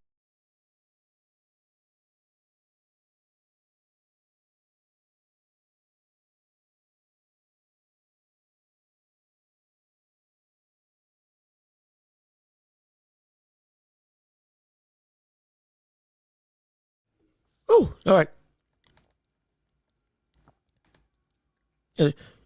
Oh, I like the idea of Spence versus Boots. See, I told you. Stuff like that. This fight can make that fight a possibility because it'll make people call for it. Spence is a household known name. Boots is not. Though we all know, if you do know about him, he is special. Boots is a hidden gem, a diamond in the rough. Spence is a diamond on display. You can say he's been chipped or whatever. Don't matter. He's still a diamond. Everybody loves him. Boots has not been uncovered by the masses yet. And this fight, though we know that this isn't, again, the big stage. Yeah, again, he's headlining, absolutely. But in terms of like the big stage of, oh my gosh, a wide array of eyes. Though we know this isn't at that much of a big standpoint. You're not trying to downplay it. But when we look at what this can do for the ripple effects, the tank effect, even if you don't know the brother, if you see the knockout, you get invested in the brother. And then when you find out about the history of the brother that he knocked out, all of a sudden you latch on to that brother as, oh, this man's legit. Because we live in an era where right now, everybody don't watch the whole story. They get the subnotes or the spark notes. They get the synopsis, the summary. They get the end, and don't go through the start and the middle. They want to know what happened, or not even what happened. They want to know who won and how good was the brother, and did he knock him out? If he didn't knock him out, did he bloody him up? If he didn't bloody him up, did he box clean? How did he win? And did he win? That's the only thing that he cared about. And then how good was the brother that he beat? That's it. And then they'll go back and then later on see what this brother's actually about. But they'll latch onto the hype before they latch onto the person first. They'll latch onto the hype first before they latch onto the actual boxer, the substance. People latched onto the hype of Tank, and then they watched Tank knock other people out live, and then they got fully attached. But before that, it was just grapevine. Tyson, the hype of Tyson, because he was knocking everybody out. Everybody heard the stuff about him, and so they assumed. And then when they saw that their assumptions were real, then they all held on to Tyson. This is what we are saying about Boots right now. These are the performances that you need in a dominant way or in a quality way that can make it so that your status can get elevated quickly so you can get these types of fights. Because now, if he wins this, I promise you, just like Franklin said right here, Boots and Spence don't sound too bad. It don't. And it's especially when we see Boots knock out Stanionis. Because it's going to make everybody say, wait a minute now, hold on. People that know Stanionis know that he's real. People that don't know Stanionis are going to assume, okay, the brother's good. If everyone's making such a big deal about the knockout, then they know Spence, they know Crawford, they know Crawford ain't there, they know Spence is gone. They know Spence wants to come back. Boots, hey, Boots said he wants to beat Crawford. Let's see if he can beat Spence first. Spence, get back by beating the brother who is supposed to be Boots. Or Spence, get your get back and get your road to recovery set in stone by beating the brother who was supposed to be Crawford 2.0. And then go get your get back against Crawford outright. His fans are going to want, everybody's going to want. I'm telling you, what are the questions that Boots needs to answer for this fight? Boots needs to answer, is he defensively prepared? Has he stopped being lazy? That's what Boots needs to answer. Has Boots Ennis stopped being lazy? Has Boots Ennis committed himself to both sides of the game, offense and defense? Because if he is still only an offensive-centric fighter, and we see this fight still, again, we know Stanionis is a great offensive fighter. I'm not saying, if he gets touched in any way, it's going to be a problem. No, I'm not saying it. I'm not ridiculous like some people. Like some fans who just go out of their way to have illogical standards. I'm saying we need to see him attempt to do the proper stuff. And commit to being mentally tuned in to the defensive aspect of the game. That doesn't mean he beats perfect, But that means that he doesn't do all the show defense anymore. He commits to one or two blocking styles.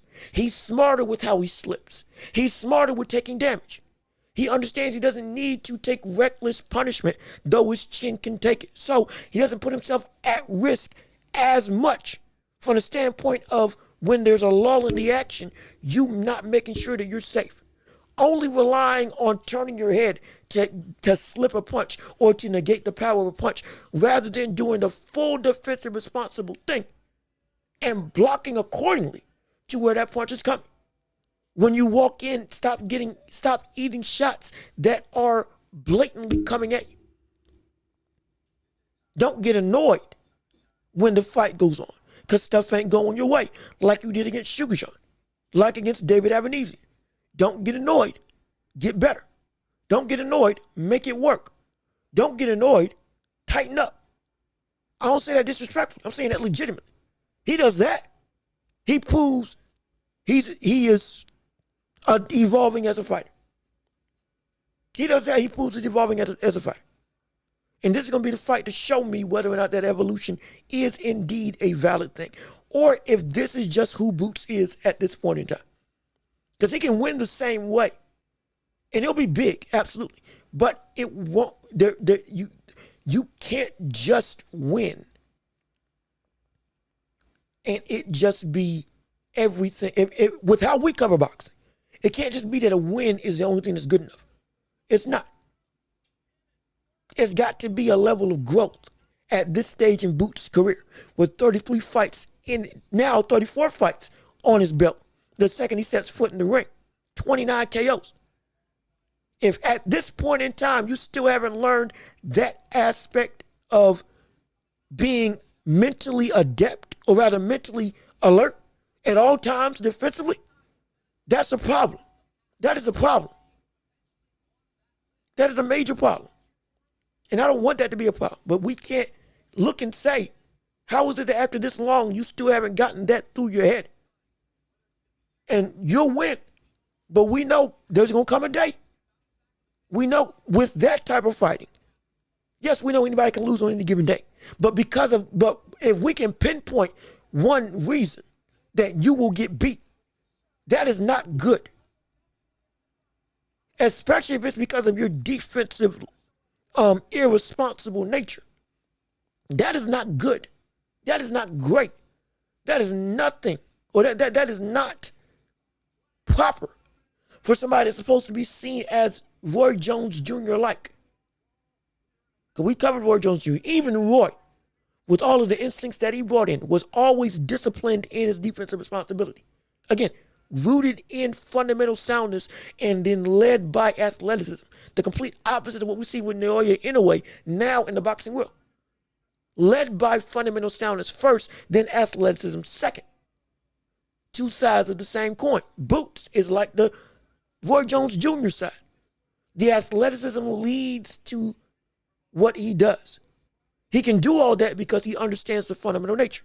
But even now we see that fundamental nature ain't where we thought it was supposed to be, or is not where we thought it was in intellectuality.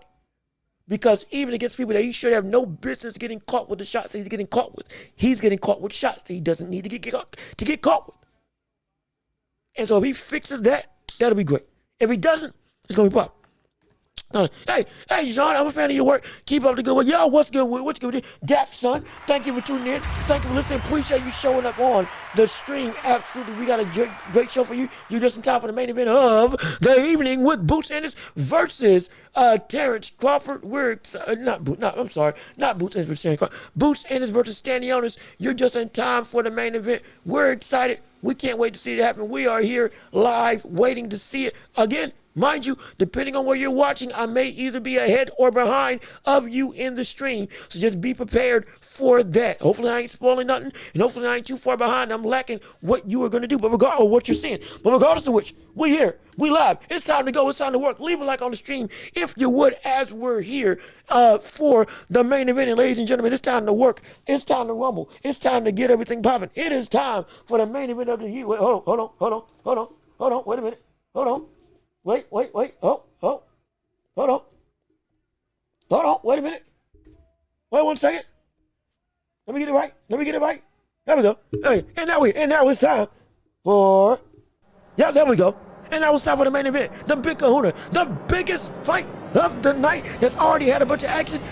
Jaron Boots Ennis versus Eimantas Stanionis for the Unified and Ring Magazine Welterweight Championship of the world. Yes, indeed. And the crowning moment of this is whoever wins this is going to be considered the baddest man in the land at 147. Because again, we on this show, we talked about how there is no concrete number one in the division yet up until this fight. And then with this fight, there's going to be a real consensus of who is indeed the man at 147. Now, I feel that Boots is the most talented fighter in the division. But again, you don't need to be seen as the best with what the track record is right now.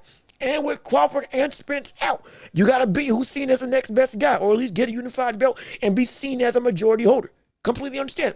Prove your worth, prove your mettle, prove that you got what it takes to be something special. That is what we're going to see right now with Boots or Stanionis. I got Boots knocking out Stanionis within either rounds 9 or 11 on the inside due to him being able to be more powerful, and inevitably with that war of aggression that we know this fight is most likely going to be, he's going to win that war and break down Stanionis and be able to take him out. But regardless of which, I can't wait to see it.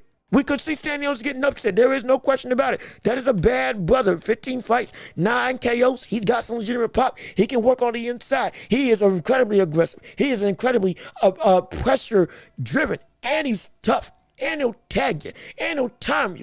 And he ain't afraid to get hit and give a shot or take a shot to give a shot. It's time to see what stuff can happen. And we're going to see what we can do. No question about it. This is finna to be a good fight. No question about it. You like Trey. Oh, it's finna to be a war. I hope it's a war. I hope it lives up to what we think it's going to be, which is an outright war, and I'm excited for it. Let's see. Could you please mention your timestamps during the fight? For example, saying 2 minutes left, 1 minute left, 30 seconds. That way I can better sync up with your streams. Oh, yeah. I can do that. Absolutely. And again, hopefully it'll help. Hopefully, I don't know if it'll help or if it won't. If it do, I'm glad. If it doesn't, I'm sorry. If it doesn't, I'm sorry. Again, time zones may be different. My stream and other streams, I've played 3 streams in the same house because everybody wanted to see a fight, and it was different for each one. And it was like different rooms, and somebody was seeing the fight before the other. So yeah, it can happen. We'll see it for you, but I'll timestamp it for you. I'll call it out. I do it for every single round. And so you'll see how we call the fights, and you'll be able to sync it up perfectly. You'll be completely fine. I promise you. We get ready to make it happen. Let's go to work, people. It's time to go. It's time to fight. It's time to go. It's time to work. It's time to hunt. It's time to move. It is time for the main event and for everything we wait for. Let's make it happen. Let's get it rolling. Let's get this show on the road. It's time for Boots versus Stanionis. Leave a like on the stream for the fight starts. And here we go. Round 1 of this fight going underway. 2 minutes, 55 seconds left in round 1. Stanionis is in the black trunks. Boots is in the white. Boots with 2 double jabs to Stanionis. Another jab, multiple jabs by Boots right now. And this fight to start off the round, more activity. Stanionis again plotting, working. Good jab by Stanionis as he works to try to close distance and close the gap. Stanionis being more of a plotter, not necessarily getting his head out the way, using that high guard to block or at least try to dissuade a lot of Boots' jabs that he's throwing. Still 1 minute, round 1, 2 minutes 30. 2 minutes, 20 seconds left in round 1 of this fight. Boots with a multiple series of jabs yet again. Stanionis again standing his ground. Boots being more active. Good jab to the body by Boots Ennis. Another jab by Boots. It's been a more... Boots is actually fighting on the outside. Hey, can you believe it? Hold on now. Wait a minute. Hey, Boots is actually fighting on the outside. Trying to use it. A good hook by Stanionis that Boots is able to block. Hey, good block. Not sure. It doesn't... Could be better. Gonna see the round go on. Minute 53 left in round 1 of this fight. Uppercut to the body by Boots. Good uppercut to the body by Boots after slipping a punch. Good jab by Boots again. Going through. Dancing around the ropes. Good step to get it to escape the ropes. 1 minute 36 seconds left in round 1 of this fight. Boots with a good shot to the body that throws Stanionis off balance. A good hook to the head around the guard for Boots Ennis also. Stanionis bobbing and weaving, trying to close the distance. Good hook by Stanionis on Boots Ennis. Oh, yeah, that was good. I told you that, but it can crack. He can give it to you. Minute 15 left in round 1 of this fight. Boots is winning all of activity at this point in time, but Stanionis is not throwing a lot, but he's landing some good, serious shots. Multiple jabs by Boots. Again, being a good, hard jab by Stanionis. See, this is what Matthijs should have been doing earlier on in the fight. Even with this type of work rate could have made Matthijs a lot better in that fight that we saw earlier. 48 seconds left in, 45 seconds left in round 1 of this fight. Another good jab by Stanionis as he's slowly but surely closing the distance and making Boots have to worry about that level of pressure. Boots is still winning the round, but this is what Stanionis does. He's going to try to work his way on the inside. 25 seconds left in round 1 of this fight. Good jab and hook by Boots Ennis. Going through, good jab, good right hand by Boots. Hands down with Boots. 15 seconds left in round 1 of this fight. Stanionis walking. Both of them in the center of the ring on the O'Reilly's Auto Parts sign. Good fast flurry by Boots, and it's a little bit of a Sugar Ray Leonard window washing punch action. And the round is over. Yes, indeed. And that's it. Boots, hey.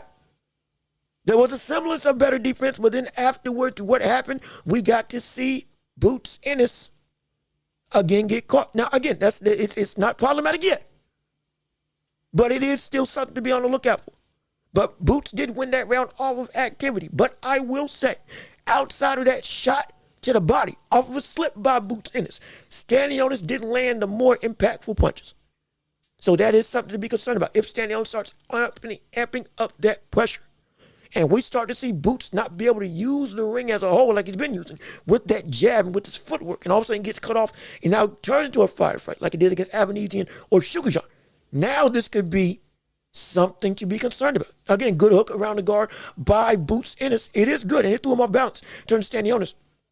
And see, look, that right there, the ability from that defensive guard of Stanionis to immediately open up and explode is incredibly effective. As round 2 starts right now, 2:54 left in the fight, or left in round 2, 2:50 left in round 2 of this fight. Again, Boots with a multiple series of jabs, trying to keep that distance and use his length and height to his advantage. Stanionis again, slowly but surely trying to work his way in. Jab by Stanionis misses. Combination by Boots is mostly blocked. Another small flurry of punches that again is all blocked. Everything's right now getting blocked by Boots, but the activity is indeed working. Another good hard, almost pawing jab by Stanionis that does indeed land. Good uppercut to the body by Boots Ennis. Another uppercut by Boots on the inside. A little bit of inside work and then they go back. Oh, a little bit of a shoulder. Oh, shoulder check. Hey. Shoulder check by Stanionis when they got on the inside. Good uppercut by Boots. Good, caught him when he ducked down. Caught him when Stanionis ducked down. 2 minutes left in round 2. Now Boots having his offensive way right now. Hands down, working and throwing punches. Another good jab by Stanionis. Infighting by Stanionis, using that free hand to throw uppercuts to the body. But we see the frustration take hold of Boots if we see the stuff starts not going as well like we've seen in the last couple of fights. A minute 36 left in round 2 of this fight. Boots is right now still winning the round based off of sheer activity, but Stanionis is starting to land some more real good punches. Boots, again, almost trying to play off that bolo punch. 3 jabs into a straight right to the body, and then the activity of Boots is starting to go. Good hook by Stanionis again. The one shot, and now, again, 2 hooks by Stanionis that do land. Minute 14, 11 fight. Good uppercut by Boots to the body. Again, catching him clean. Another uppercut by Boots again, catching him clean. It's good work. And again, Boots, hook on the inside. Good straight right hand by Boots Ennis, good straight left hand by Boots Ennis that shakes up Stanionis a little bit. 55 seconds left in round 2 of this fight. Big hook by Boots that misses. Good hard jab by Stanionis that lands. Multiple jabs by Boots that lands, or rather that's blocked by Stanionis. Now Stanionis has Boots to the ropes. Good, again, that uppercut to the body by Boots is indeed landing more and more and more. That's right now his best weapon at this point in time. That's his best weapon thus far.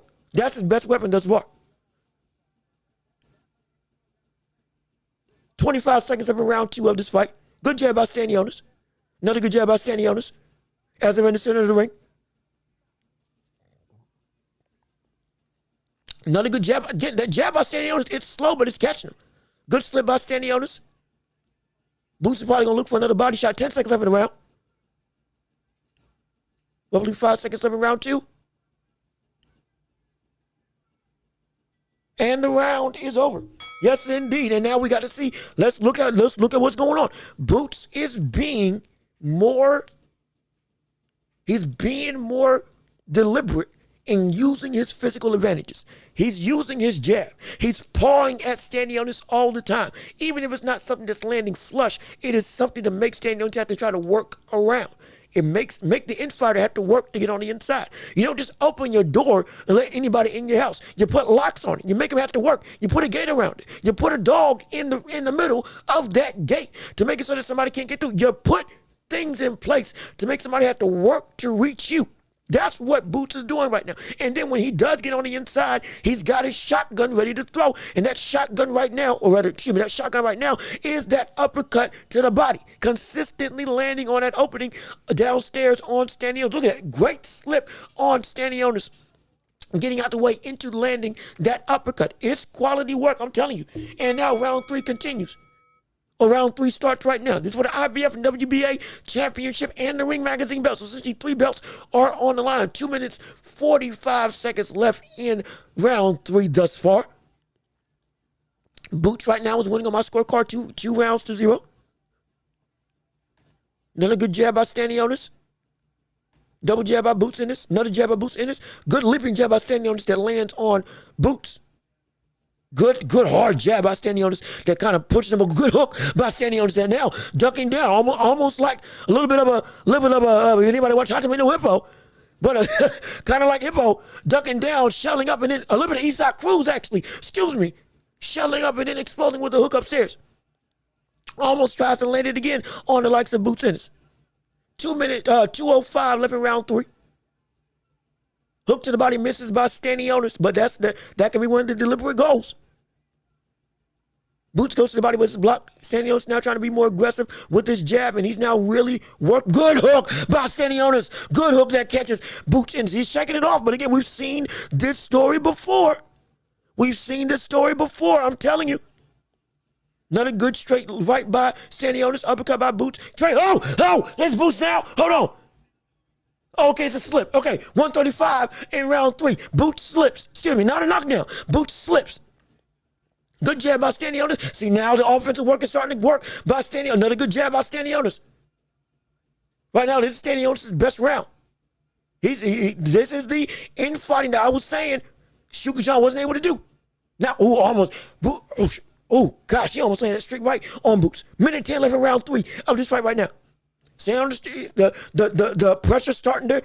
Boots can't keep that pressure off him now as well as he was used to the first 2 rounds. That jab that almost landed a big hook by Stanionis. And now they clinch up. 55 seconds left in round 3. Thus far, as they now they had the ropes. Ref breaks him up and then they go. Jab by Boots. Good jab. Good interrupting jab by Stanionis. Another good jab by Stanionis. Hey, Boots. Brother, that jab has landed. Another right hand by Stanionis that lands. Uppercut's blocked. Now that uppercut lands by Boots. Uppercut to the body lands. Hook to the head by Stanionis. Good hook by Stanionis that kind of another good hook by Boots and a good hook by Stanionis.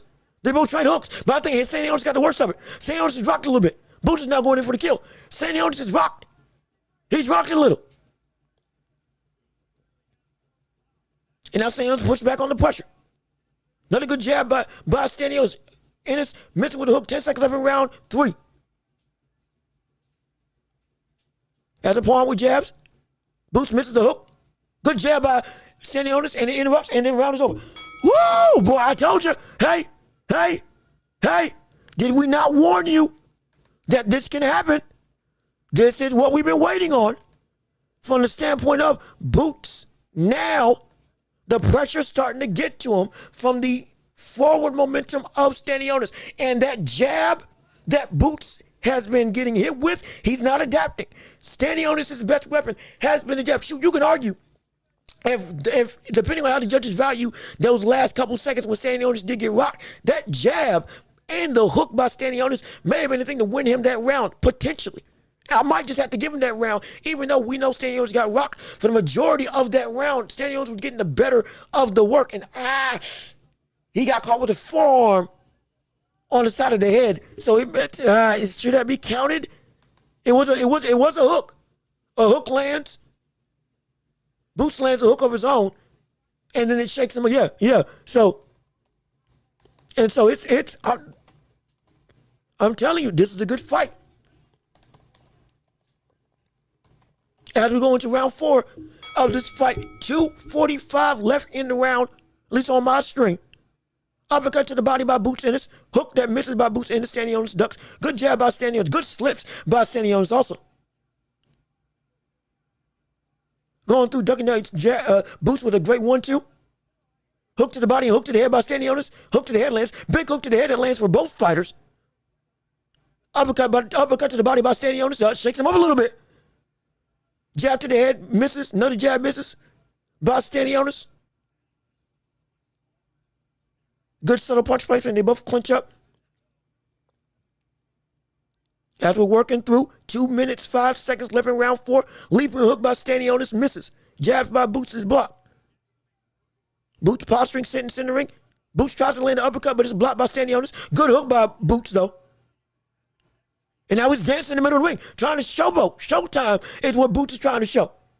Good combination by Boots Ennis. Good shot to the body by Stanionis. Another good shot to the body by Stanionis, so it's partially blocked. Good hook that nearly misses that nearly lands by Stanionis, but Boots gets out the way. Again, the athleticism is working. Another good hook lands for Stanionis, though. Another right hand lands, but Boots turns his head to get out the way. The instincts again are kicking in. Another hook by Boots, or by Stanionis that lands. Uppercut to the body by Boots that I think missed. Jab by Boots. Another jab by Boots that's blocked. Jab to the body by Stanionis that lands. Jab to the head by Stanionis. Another jab by Stanionis. Now they're trading jabs in the center of the ring. Boots jab to the body that lands. 55 seconds left in round 4 of this fight. Thus far, uppercut missing by Boots. Stanionis is walking him to the ropes. Boots is now good uppercut again by Boots. Oh, and he's taunting with it. Oh, yeah. See, that's the athletic ability. The instinctual ability. It's great. Good hook by Boots and it's off of the uppercut that was blocked. 35 seconds left in round 4 of this fight. Another big hook. Yep. Now he's dancing. Dancing and ducking. Great slips. Great movement by Boots Ennis. I'm telling you. One of the most gifted fighters that we've seen. The big hook by Stanionis that doesn't land, though. Now he's got the underhooks. Trying to keep him in. Stanionis 15 seconds, or rather, about 10 seconds left in round 4. Jab by Stanionis. Jab by Boots. Another jab by Stanionis. Jab by Boots. Trading jabs again. Another jab is blocked. I think that jab landed. And the round is over. Yep. That's it. Boots is starting to get inside of his bag. Boots is starting to get in the rhythm. Boots is starting to get in a real, a comfortable setting now. Dancing, taunting, talking, playing to the crowd, using the ropes to duck and dive, getting low and getting out the way. It's great. It's good. Again, still hasn't adapted to that jab like I would like him to more effectively. But regardless of which, this right now looks like a Boots performance that we've seen before.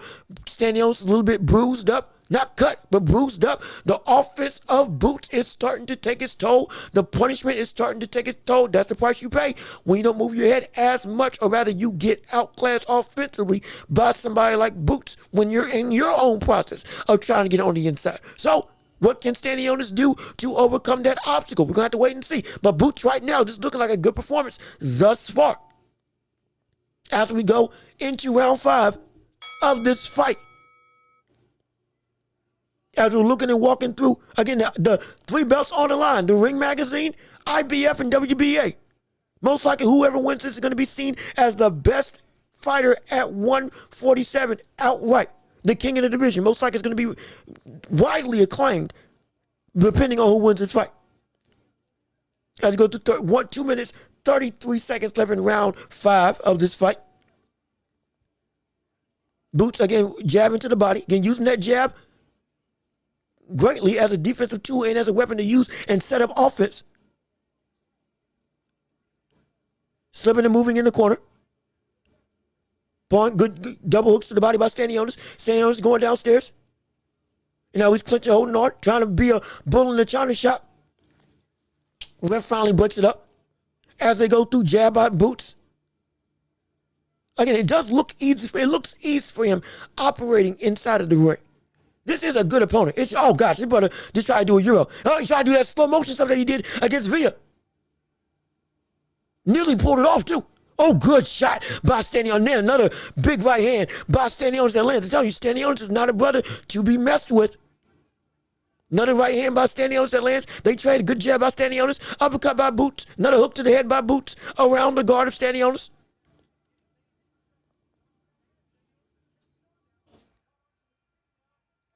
.125 left in round 5 of this fight. Boots again tries to land the uppercut. That's been his money punch thus far. That one missed, but it's still the right weapon to use. That's what we like to see. Going through hands down posturing. Essentially playing chicken with Stanionis. Good jab by Stanionis that interrupts Boots' hook. A minute left in round 5 of this fight. Boots right now is winning on my card. Stanionis punches to the body as Boots tries to change directions. Good shot, good jab by Stanionis. Another good jab by Stanionis. Good shot to the body by Stanionis. Straight left hand by Boots. Uppercut by Boots. Hook. They both trade hooks with each other. Uppercut by Boots. Hook by Boots. Multi-punch combinations is trying to push Stanionis back. The offense is starting to flow. He's got him in the corner. He's got him on the ropes. Boots has got a bloody nose right now. Big hook by Stanionis. Big left hand by Boots. It's going through. 32 seconds left in the round. Boots is starting to open up. Boots is starting to really go for it. But Stanionis might be bleeding from the top of the head, and that might be blood from his nose. Regardless of which, he's a warrior. He's walking him down, trying to make it happen. But Boots is indeed essentially having his way with Stanionis at this point in time. 15 seconds left in the round. Big hook by Stanionis at Boots. Turns his head to get out of the way. Acknowledges the great instinct. 10 seconds left in the round. I'm telling you, Boots, he's looking special, man. The brother's looking special. He's looking special.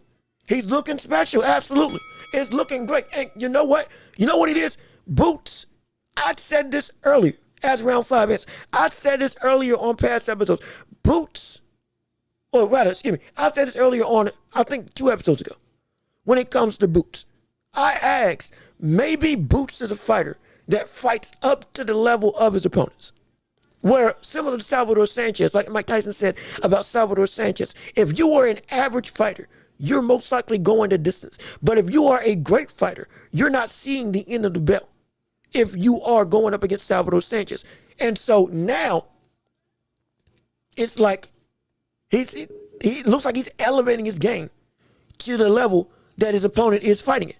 Which, hey, shoot, that's great. And I had Stanionis, I had Boots winning that last round, or winning the 5th, I believe. Let me check my score. Yeah. I have Boots winning the 5th round as we're going into the 6th right now. Again, Stanionis is bloodied up, still trying to fight. He's landing good shots on Boots. But again, Boots is still being a great, dominant fighter, using all of his tools in his tool belt at the moment in time. It's been a phenomenal performance. One that looks to be, if he does win, worthy of being called the best in the world at welterweight. Not the best in the world, period. But at welterweight, the man to beat. Outright.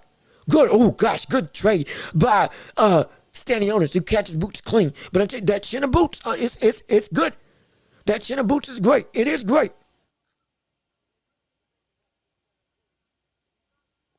Another uppercut by Boots as he keeps on the money punch. That's the punch that's been the most successful thing.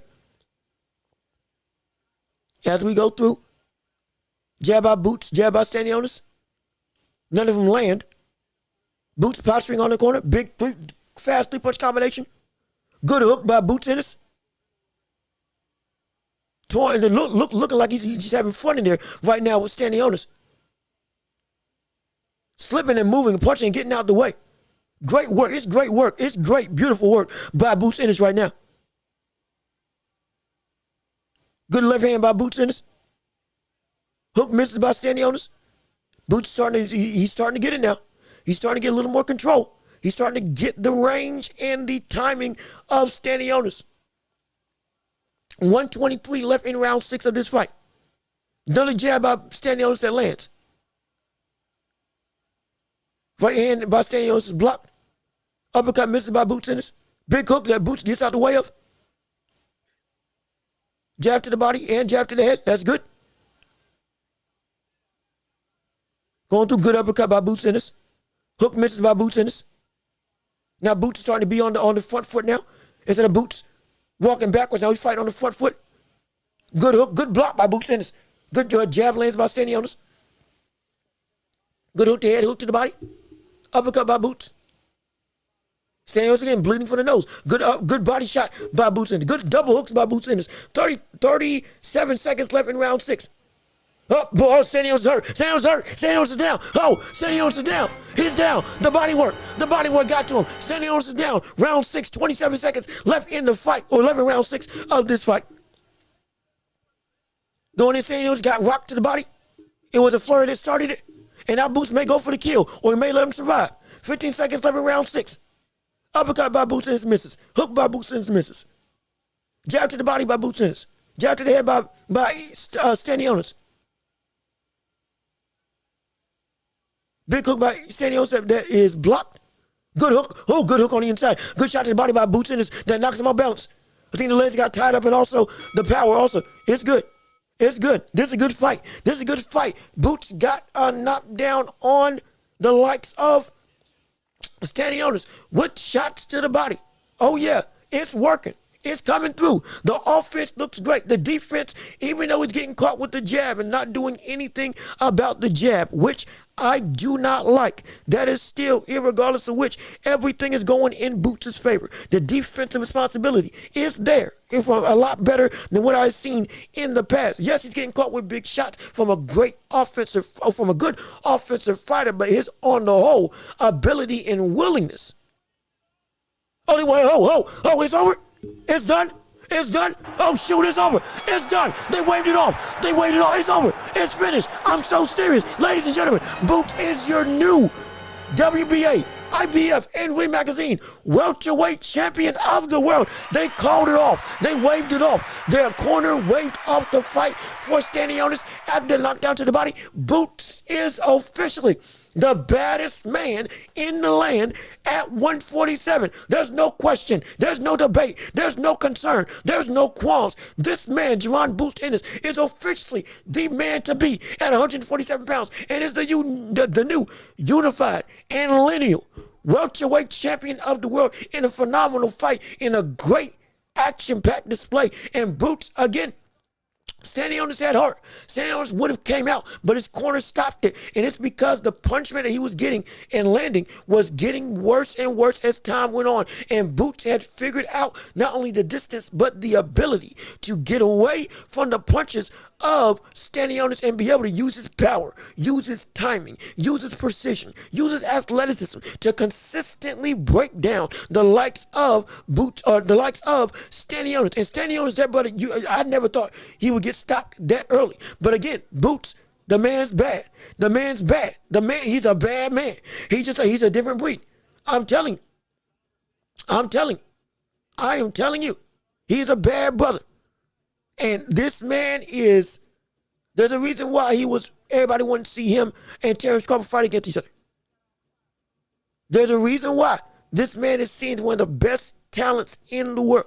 There is a reason why that Boots Ennis is seen as a brother who can take on 4 weight classes, as a brother who can take on 147, 154, 160, and 160. Shoot, the brother might be able to go to 175, if I'm being completely honest, with how much of a gifted specimen that he is. And he improved. Hey, he improved. He got better. The man got better.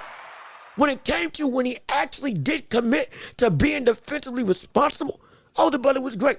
Slipping and dodging punches, using the ropes and using the ring to get out the way.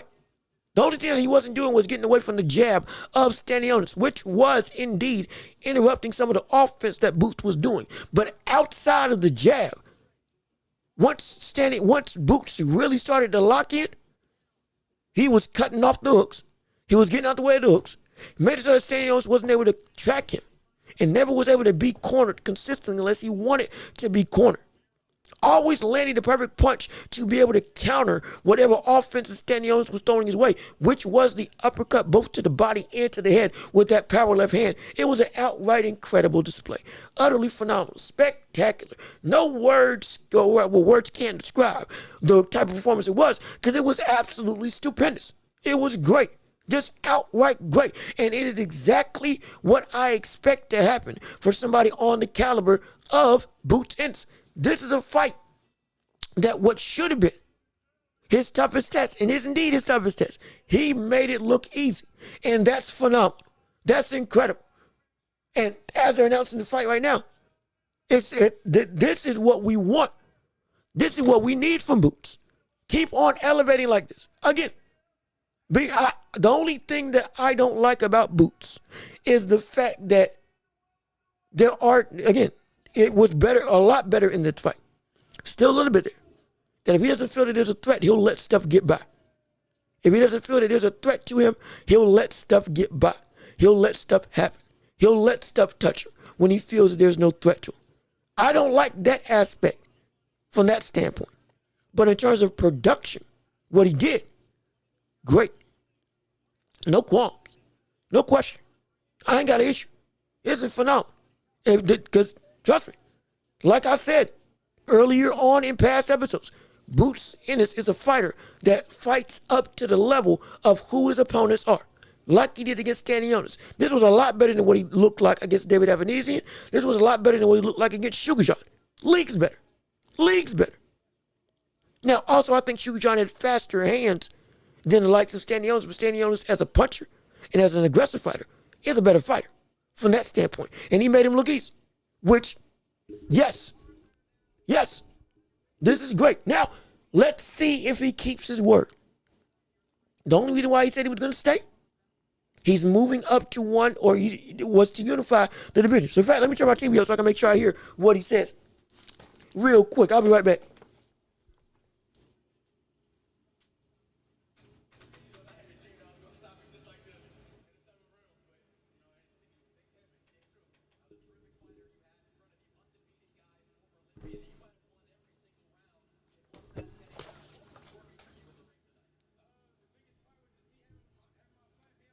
I'm telling you, that uppercut was the thing that was making it work. That uppercut was the start of everything that we saw Boots do. Beyond just the jab, that again was effective. The uppercut of Boots Ennis was the thing that made all of that work. It was.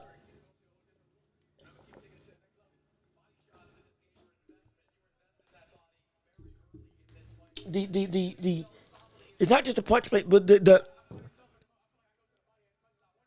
commitment to what worked is especially what I liked about this fight. It was great. It was great. One thing about fighters, they'll deviate from what works. But he didn't. He didn't.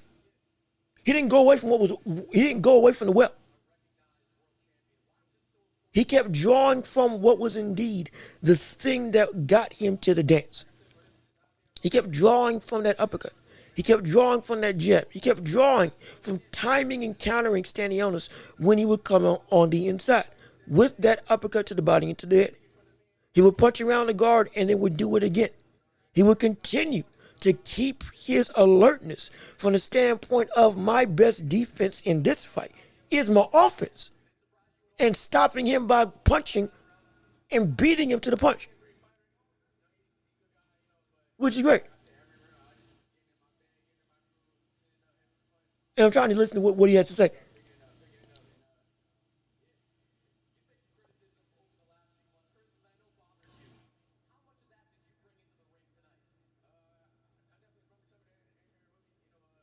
And he said he brought the criticism that people were saying about him into the ring, which is great, which is phenomenal, absolutely.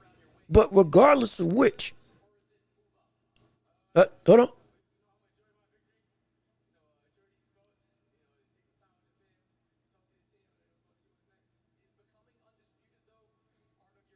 Undisputed?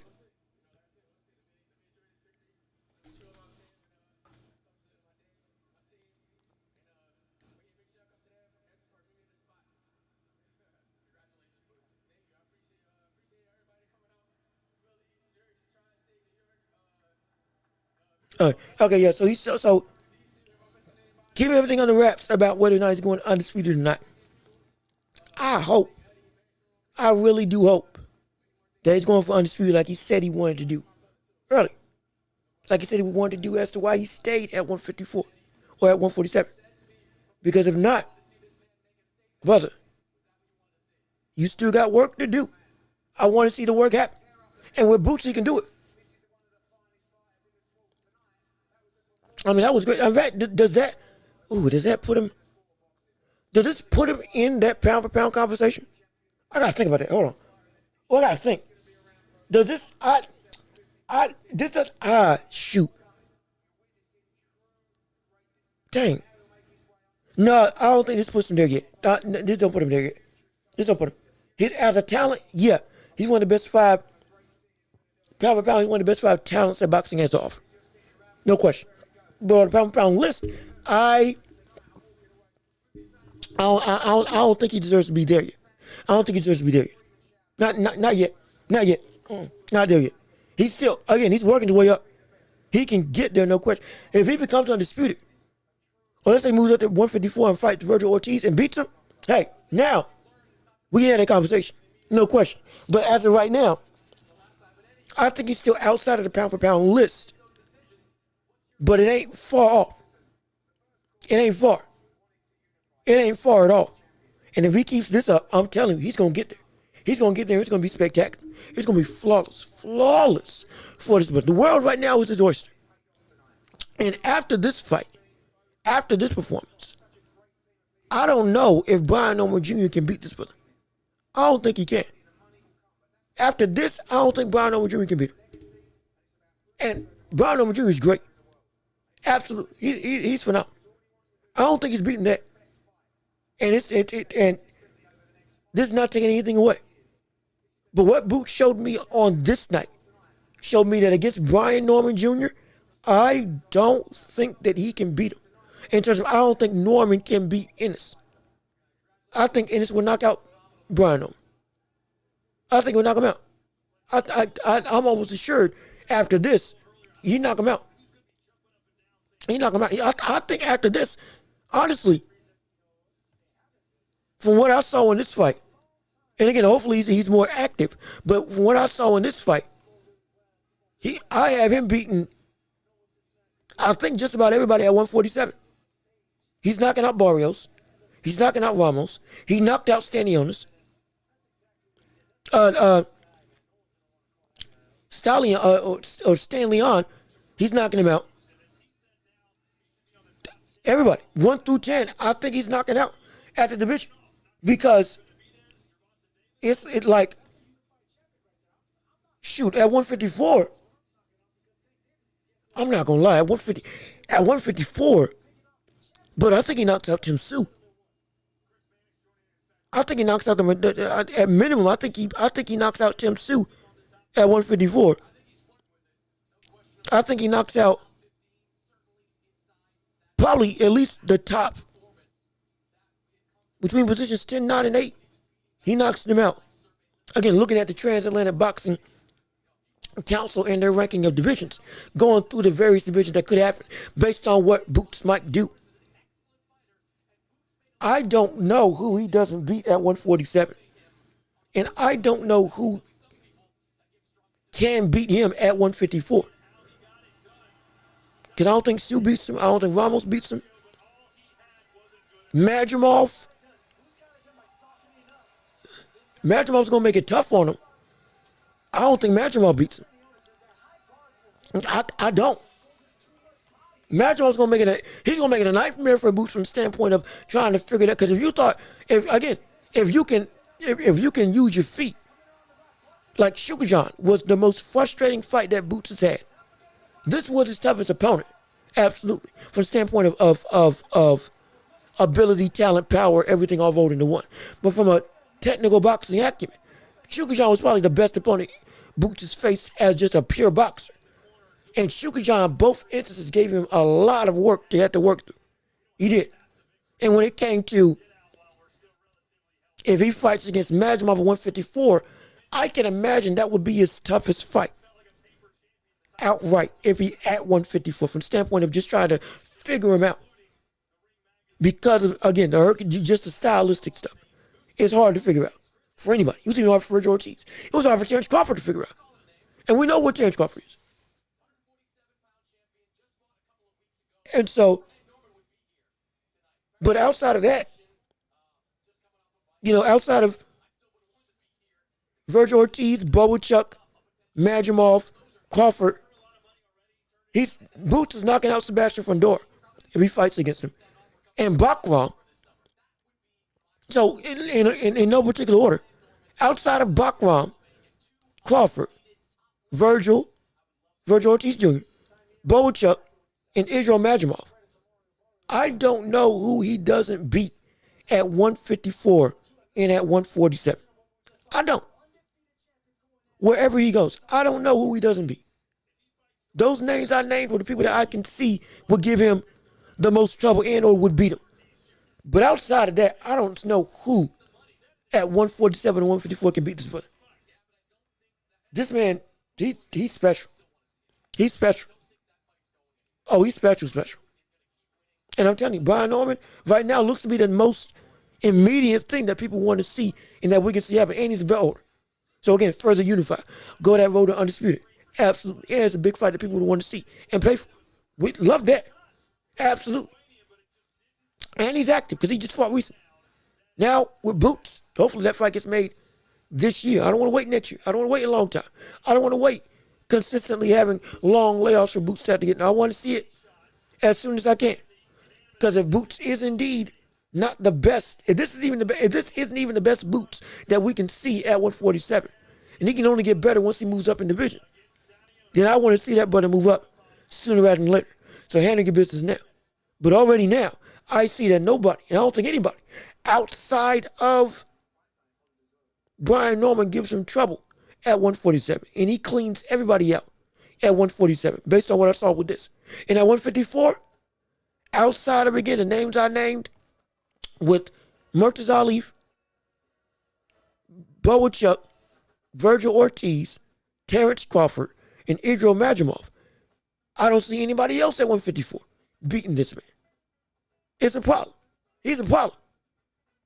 He's a major problem. Once he gets to 160, that's where stuff really starts getting competitive. Because then people like Janabek with the power and length, and also slickness in his own right, that'll make for an interesting fight. A dominance with his aggression and pop and relentless pressure. Again, though we saw what Boots has been able to do, the added durability could lead to a more threatening, imposing type of opposition. Maybe that could do something. But even then, it ain't many that I can see that Boots wouldn't be able to go and say if you put him in the ring with him, that he wouldn't win.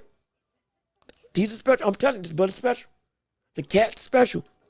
I see why Roy Jones is one of the most apt comparisons that we talk about when we're discussing the likes of Boots Ennis. I see it. I see it. There's no denying. He is indeed an incredible fighter. No doubt in my mind. And I promise you, he's going to be harder to beat, if not unbeatable, at 147. Listen, what's next for Boots right now? Right now, it looks to be Brian Norman. It looks to be Brian Norman. Brian Norman Jr. at 147. And if they fought against each other, I think Boots beats him. I really do think Boots beats him if they fought against each other. I don't think there is, after this performance, I don't think there is anybody at 147 that can beat Jaron Boots Ennis. Spence and Crawford were the two people that could do it. Now that they're gone, there's nobody I can see at 147 that can beat the likes of this Boots Ennis. He fixed some of the things I was saying was a problem. He elevated the game and got better and continued to go to the well with what worked. And also against somebody that was supposed to be great on the inside. He boxed him. Like, understand it. He boxed him. He fought Sugarjohn. He fought or went into a fight with the likes of Avanesian. But he boxed Stanionis. He outboxed Stanionis. And also outbrawled him. And he only brawled with him in spurts. He boxed with him almost the entirety of the fight. And it worked. And it was effective. Slip counters, pull counters, using the uppercut, timing, and interrupting punches. It was a masterclass. It was great. That's all you can say. It was great. And so because of that, the best opportunity for him to fight, or the most likely fight next, is against Brian Norman Jr. for another belt on the line. But most likely, he knocks him out. Boots knocks out Brian Norman. And Boots knocks out anybody else that fights at 147. And outside of the tops of 154, I don't think anybody else gives him trouble. Oh, it's interesting. Oh, it's very interesting. And this brother is something serious. And this cat's something to behold. And we're going to shoot. Promise you. On Tuesday, we're going to talk some more. We're going to have a lot to say about Tuesday and about what this means for him and his career. And also, from the standpoint of who can stop this brother, who can stop Boots Ennis, based on what we saw here, it's going to be hard-pressed to say anybody at 147 at minimum. At 154 and up, still going to be an issue. Still going to be a problem. Still going to be a concern. But because you put him in the ring with almost anybody. This brother is one of the baddest people on the planet. He's not pound for pound yet. He's close. Oh, gosh, he's close. Absolutely. There's still some people on the pound for pound list that deserve to be up above him. But with this unified belt and the ring mag, with these 3 belts around his waist, Ring Magazine and unified, and stopping Stanionis. But if he beats Brian Norman Jr. and knocks him out also, yeah, we got to have a conversation now. We got to have a conversation. If the bar is Devin Haney that we're trying to move up or down out of, then if he beats Brian Norman Jr., yeah, put him above Brian, put him above Devin Haney. Put him above Devin Haney. Yeah, no question. No question about it. And so this brother, he's the truth. He's the truth. He is legitimately the truth. And everything that we want to happen happens with this man. And every fight, he keeps getting better and better. Defensively, he got better. It ain't perfect, but he got better. Still willingly ate some shots. Still willingly didn't, at some points, wasn't, that laxness, it was there. But he more fervently tried to shell that up. He more fervently tried to fix that. Be in tune with defensive responsibility. Hence why we saw some spectacular stuff in the likes of Boots. And I'm telling you, this cat's gonna be. He's a bad brother, man. It's a bad cat. And we're gonna talk about it more on Tuesday. No question. This cat's gonna be something serious for the world to see. Watch out. Everybody needs to watch out for Boots now. Everybody needs to watch out for Boots. Everybody. Even Terrence Crawford. Yeah. Even Terrence Crawford. Even he needs to watch out for the likes of Boots in this. Because now, there's a conversation that needs to be had. There's a conversation about Boots versus Crawford, who would win. After what I've seen and with the body work I know Boots is, or Boots is a Garner. Now with Crawford and Boots, it was always going to be a great fight, absolutely. But now more than ever, especially after this performance, for me, there is a harder conversation that needs to have, that needs to happen, in terms of how competitive that fight will actually be. We can talk about it more on Tuesday, absolutely. But now, there's some stuff that we got to discuss now. Because the hype of just comparing Roy and Boots now is more than just hype. There's legitimate parallels. He ain't close to Roy, but there's some parallels. And so because of that, now there's going to be some separation from the rest of the world that starts to take place. Where that separation is, we're going to talk about it later on. But just know, there's a conversation to be had. But with all that being said, I think we got to wrap it up. If there's anything else if there's anything that anybody else wants to say, hey, I'm down for talking. But if ain't nobody else got anything to say, then shoot, I guess we can wrap it up and get out of here. So with all of that being said, hey, this has been an episode, or rather another live stream commentary of the What's on the Watch Report with me, John Lewis. Thank you so much for tuning in and listening to the show. Thanks so much to everybody who tuned into this stream. Y'all are beautiful. Y'all are wonderful. We appreciate your time and effort and energy and coming through and making this a great live stream, a great show, talking about boxing, talking about everything under the sun. It's great. It's phenomenal. He's in the same class as Crawford, right? Yep, I believe so.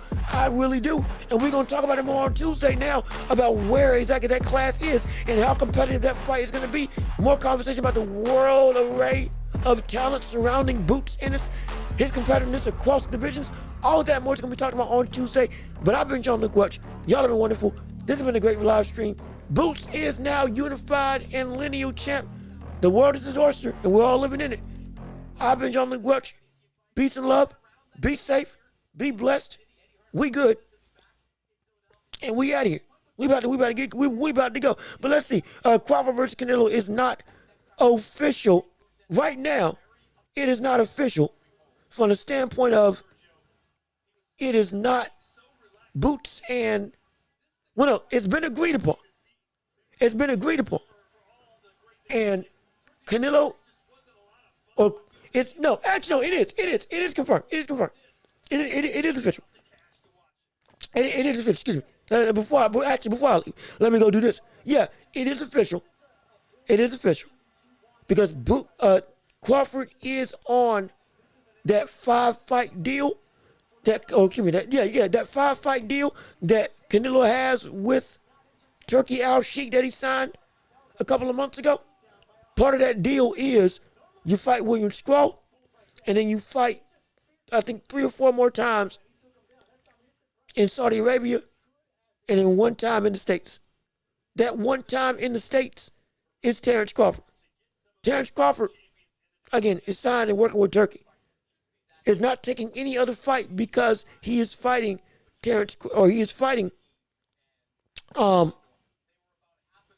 Crawford at the end of this year if we see that Crawford or that Canelo beats William Scroll in May. So that's the current timeline that is understood by the wider boxing public. Canelo signed to a multi-fight deal with Turkey Al-Sheikh. That part of that deal is guaranteed to have Canelo versus Crawford as one of the fights that must happen. Canelo needs to fight William Scroll and beat William Scroll to become undisputed, and then, boom, go through and fight Crawford, which we all expect to happen. Crawford is not taking any other fight and is strictly doing nothing but training and getting his weight right and getting his body ready to fight Crawford late this year. That is the current timeline that we know is taking place with this whole saga with Canelo. So as of right now, the fight's confirmed to be happening. It's already, it's one of those things where they agree to the fight before the fight is even happening. And somebody takes care of their business, somebody else takes care of their business, and then boom, we make it happen. Just like with Wilder and AJ, they already agreed to fight if both of them won their fight at Saudi Arabia a couple of years ago. Same thing here. That's what's going on. But I believe this time it's in ink. Because part of that was negotiating on the side of Canelo because that whole Jake Paul fiasco, Canelo used that as leverage to get more money from Turkey Al-Sheikh to sign the deal to make the lockdown deal to guarantee that, yeah, I'll fight under you for multiple fights, and then Crawford is indeed one of those fights. And Crawford signed with Turkey Al-Sheikh with the sole purpose of, I'm signing with you, not just to get big fights and make money, but to get Canelo. And so, yeah, it's about set in stone. As much as it can be, it's about set in stone. I think the Read Magazine even put out a thing talking about, so it says, so what, Crawford not going to fight? As of right now, Crawford is not scheduled to fight anybody else except for Canelo after, again, when and if, because, or rather, when or if Well, actually, no, it might be and. I think it's and. I think regardless of the outcome, he's fighting Canelo. I think regardless, he's fighting Canelo. Even if William Squall beats him, he's probably still fighting Canelo. He'll probably fight William Squall, beat him, and then go fight Canelo. But either way, that fight's going to happen. Because both of their deals are predicated on that fight happening. Genuine. And with Crawford, as of right now, no other fights are on the docket except for the likes of Canelo later this year. Based on what I know. And based on what the Ring Magazine, Mike Carpenter and others have put out. And so that's the current landscape that's happening right now. But let's see. Why Canelo got to fight 4 people before Crawford? So Canelo wants to fight to become undisputed. Mind you, Canelo signed, again, the multi-fight deal. Part of that deal was William Squall. And so Canelo wanted, the whole reason why he's fighting William Squall was to become undisputed and then bring that undisputed belt into the fight with Terrence Crawford. So you can get undisputed versus undisputed and then both of them fight each other. Again, it's a story that tells itself. That's why he's fighting William Squall. But from the standpoint of why is he fighting 4 times, why Canelo got to fight 4 people before Crawford? When he fought Ryder, Munguia, Berlanga, and then now Squall, the other 3 fights weren't necessarily with Canelo, or the other 3 fights that Canelo had weren't with Crawford in mind. Those fights were like we were all lamenting because Canelo was not fighting Benavidez and was fighting everybody else but Benavidez. That's what those 3 fights were predicated on. None of those were connected to the likes of Crawford or anything with Turkey. That was just straight up Canelo defending the belt, being active, fighting on the days that he normally fights every year, Cinco de Mayo and a couple others, and taking on the opposition. But this fight, and strictly this fight, is the only fight that's predicated on I'm doing this so I can go and bring in a certain incentive for the fight with Terrence Crawford. That's what. Crawford is staying out the ring, based on what I know, to go and build up his body. Build up, gain weight. Because remember, he was at one point in time 187. Most likely he was 190, pushing 200 at one point, and bulking up for Canelo, and then properly cutting the weight to fight Canelo. So by the time the end of the year is here, he is comfortably ready to get in the ring and step in the ring and fight. So that's why, based on what I know, that's why he's not fighting anybody else. Plus, you don't want to risk fighting and making it so that if you lose on the side of Crawford, you give up your opportunity to fight against Canelo. Because even if Canelo loses, he's a big enough star and big enough cachet that it would be, well, if Canelo lost to William Squall, my gosh, Crawford, you can definitely do it. Absolutely.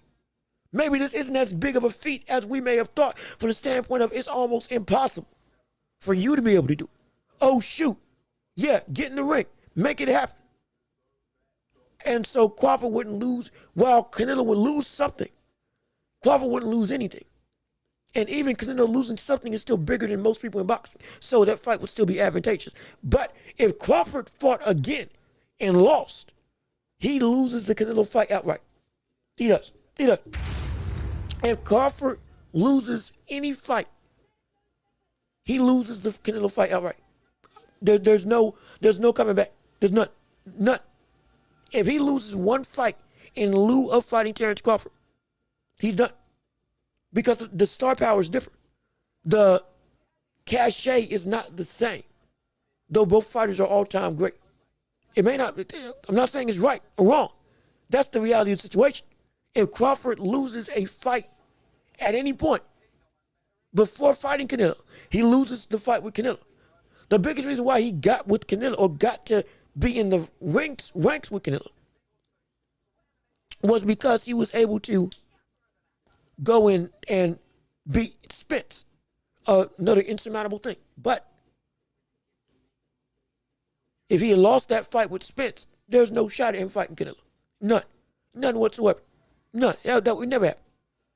But because he beat Spence, he got the shot. But if he loses to anybody else, he loses the shot. But Canelo can lose and that fight still happen. Because Canelo is Canelo. I don't like the reason, but that is the reason as to why Canelo can lose any 4 fights. Oh, no. Okay, I think you got it. I think you may have it confused. The fight with Crawford is the second fight in Canelo's deal. I think it's, if I got it right, it's either 3 or 4 fights in Saudi Arabia and 1 fight guaranteed in the U.S. That fight guaranteed in the U.S. is against Terrence Crawford. Because of that, now, Canelo only has to fight 1 time against William Scroll, and then he goes and fights Terrence Crawford in the second fight of his multi-fight deal. The other 4 fights, I have no clue who they may be. We assume it's going to involve somebody, or it's going to involve David Benavidez, and then maybe somebody else at light heavyweight, or somebody else at 168. Who knows? Either way, what we all assume those other 2 fights are going to be is going to involve David Benavidez in one of them, potentially at the end of the deal. But Crawford is the second fight. As we know right now, Crawford's going to be the second fight that's going to happen within that multi-fight deal that Canelo has with Turki Al-Sheikh. The first fight that's going to happen is against William Scroll for the undisputed super middleweight title. Then afterwards, Crawford's going to fight Canelo. And then after Crawford fights Canelo, then we don't know what may happen. So no, Canelo doesn't have to fight 4 times before he fights Crawford, and Crawford has to fight none. Canelo only has to fight 1. Honestly, if he wanted to structure it, it could have been that he doesn't fight anybody else except for Terrence Crawford, and he fights Crawford first, and then fights everybody else afterwards. But he wants undisputed. And everybody wants to bring in the undisputed title into that fight with Terrence Crawford versus Canelo Alvarez, and then make that fight for the undisputed super middleweight title. And just a story that is written in the stars. Oh my gosh, the acclaim, the fame. So that's the difference. So again, to be clear, Canelo is not fighting 4 times before fighting Crawford. Canelo is only fighting once on his normal scheduled date in May to celebrate Cinco de Mayo. On that weekend, he's fighting William Scroll for the undisputed title. And then after that fight, I believe win, lose, or draw, he is fighting Canelo Alvarez. That's how that timeline is going to work.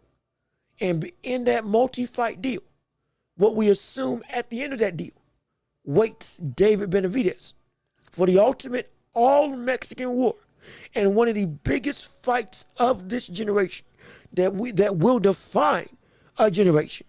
4 years to come will finally happen that we've been waiting on for who knows how long. That's what is scheduled to take place. And so that's what this whole thing is about. That's the timeline of events. And so we're excited to see it. And I can't wait for it. So yeah. Yep, so 1 fight before Crawford. Okay, gotcha. Yep, that's exactly what the case is. Canelo's only got 1 fight before Terrence Crawford. Terrence Crawford is taking the entirety of the year to bulk up and then properly cut down to be prepared for Canelo once that fight happens at the end of this year. What we expect to be the end of this year. And so that's the timeline limits. So we're excited for it. No question about it. So that's all we got to say. And hopefully that tells the story and paints a clear picture of what's going to happen, how things are going to be, and the outlook of what to expect as these months come in and roll on. So I'm excited for it. I can't wait to see it. But unless anybody else has anything, is anybody else got anything to say? Any more comments, questions? We still got some time. I tell you what, we can turn this into a championship round type setting outright. I'm all for it. I'm all for it. We can make it work. We can make it go. If y'all want to stay for the time, oh, absolutely. No question about it. Let's rock if we want to rock with it. I'm all here. I'm an encyclopedia of knowledge, of information, of entertainment, for whatever the world would like to garner and enjoy. And if anybody wants to go for it, hey, We'll ring the bell and we'll go for it right now. Oh, yeah. I'll be up till 2 in the morning if need be. Because we got to get this watch time up. We got to get this watch time up. And plus, I love doing this for y'all. I'm in this. I'm in here. I'm all about the smoke. I'm all about the fire. I'm all about whatever anybody wants to discuss when it comes to the vigor, the excitement, the energy, the fervor, this boxing game in this sports world that we all covet and love. This is what we live for the standpoint of in the sports ethos. This is what we strive for. We want excitement. We want energy. We want fervor. We want legitimate intrigue. We want to care about what's in front of us because all of this matters. This is the story. These are the pantheon of legends that we are seeing being etched in history right before our eyes across the board with all the sports. And this is what we love to talk about. This is what we love to do. This is what I love to do, doggone it. You call me the Oracle. We are here to paint a picture of what we have with our mythological figures of the day that are real. It's great. It's phenomenal. Laden in greatness. Etched in history. And absolutely icons that we strive to say, hey, that's a standard to achieve. This is why all of this matters. This is why all of this matters. From Crawford to Canelo, to Crawford to Dave Benavidez, to B-Ball and Better Be Up. All of this matters. Tank and anybody. All of this matters. Everything about this matters because this sets the precedent for what the next era is going to expect to achieve, overcome, and eclipse for their own level of greatness. This is the standard that we're seeing being written right in front of us. We got an obligation, or at least I got an obligation, to tell the story right, and you got an obligation to enjoy it, talk about it, fanboy over it or fangirl over it. Lose yourself in it. Because without y'all, all of this means nothing. This show, the sports world, everything about what sports is means nothing without you all, the fans, the lovers of the game, the lovers of the sweet science, the lovers of the hard work. This is what we want. This is what we live for from the standpoint of in this sports media world. And we can't do this without you. That's why we don't cheat you. That's why we don't gyp you. That's why we don't let the just passing sentiments go by. Every opinion matters. Every opinion is necessary. Your voice means something. Your opinion means something. Whether I disagree or whether I don't, it means something. Because you mean something. And you add to this life and to this environment beyond just sports.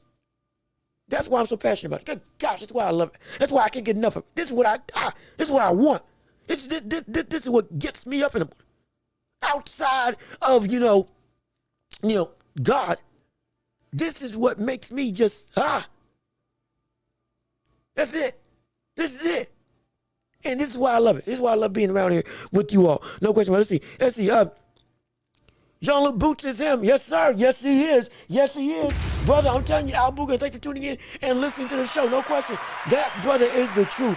This man is a dog. He is a bona fide weapon of mass destruction. I can't wait to see him go through and genuinely take over. And we're going to talk about it more often. Be here on Tuesday. We got some stuff to say. Oh, absolutely. We got some stuff that we got to say and address with Boots Ennis in the greater landscape of boxing beyond 154. Because I don't know if anybody can beat this but at 154.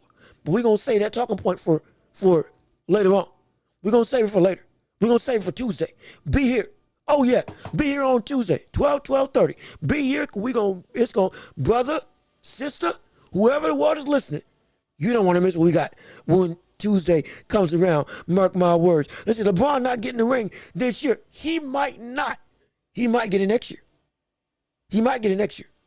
This roster is built with everything that they need. If they don't get a championship this year, this season was still a success because it was outright turmoil that they came up from in terms of Darvingham and seemingly a organization going nowhere. Laden by Russell Westbrook being a bad fit, Darvingham not being in coaching, players not respecting the coaching environment. From J.J. Redick and all the ridicule to all of a sudden being a third seed in the West. oh yeah, this season's a success. And even if they don't win it all this year, next year they got cap space. LeBron's taking a pay cut, and they got free agents that are available, centers more specifically, that they can pick up for multiple years. They are not dead in the water yet for him to get a championship. Maybe not this year, but be prepared for next year. Oh, it's gonna be something serious. Mark my words. Boots dominated Stanionis. Yes, he did. Oh, yes, he did. Pillar to post, no question. Outright domination, and it was phenomenal. And he did it in the best way I thought he could do it. He outboxed the brother when I thought it was going to be a brawl. And he did it defensively, whole lot better than what we had seen for the last two fights. Offensively, just as dominant we had all seen before. And against somebody like Stanionis to do that to him and make his corner have to stop it, oh yeah. Oh, this man's the truth. No question. Can't wait for Tuesday. Boots is a major problem at 157 and 154. I think you're lowballing where Boots can actually be. I think you're lowballing where Boots can actually be. I think 154 may not be far enough after this performance. I'm telling you, it's something serious. It's a problem. And see, Trey, you already talking. You already, you done read my mind. Brother, if this is him at 147, and we expect him to be even better at 154, but imagine him if he goes up to the actual weights of 160 and 168. While we know the physical challenges that can come up there. Oh, shoot.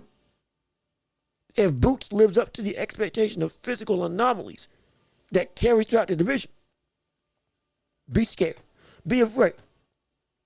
Be very afraid. Be very afraid. Oh, yeah, okay. Oh, yeah. He can go up to 160, no question. I'm just thinking near term. Okay, yeah. Near term and short term. Yep, you right. You absolutely right. 160, 150, or 154, 147. But it's a mess. The world is his oyster right now. And we are all living in it. From the standpoint of, brother, who can stop this man? It's a short list. And I'm going to say it on Tuesday, what that list is actually going to be. But we're going to have to wait on Tuesday. But I got to go and get out of here. It's almost 12 o'clock, and we got to go. I love y'all being here. I love everything about this. Bring all this on Tuesday, because we're going to be so action-packed. It ain't going to be funny. I promise you. But we got to get out of here, because I got to make sure I get some rest. I got to rest my voice, because I've been talking all week this week. I've been trying to get, being this energetic, it pays a price. It pays a price. You got to take care of yourself. I'm an athlete in this sense of the sports media sphere. Hey, I got to recover. So I got to do what I got to do. But we're going to be back with you on Tuesday, and we're going to have so much to discuss. I promise you. So let's do this outro one more time, shall we? This has been another live stream commentary of the Watch Report with me, host, Jean-Louis, right here on YouTube. And you can listen to us on our podcast on every podcasting platform. We appreciate you so much for tuning in and listening to the show. We're available every Tuesday and Thursday right here on YouTube and on every podcasting platform after the episodes are done on YouTube with live shows, live commentary from the standpoint of questions, comments, concerns from the basketball world, from the boxing world, and everything else in between from the standpoint of we talk about anything after the show. Absolutely, we make it happen. And please, leave a like on the stream before you leave. Subscribe to the channel if you would, and share the show with everybody that you know, so we can keep on building up this empire together. I've been Jean-Luc. Y'all have been wonderful. Thank you so much for tuning in on this live commentary. You mean the world to me. Peace and love. We are out of here, and we will see you on Tuesday.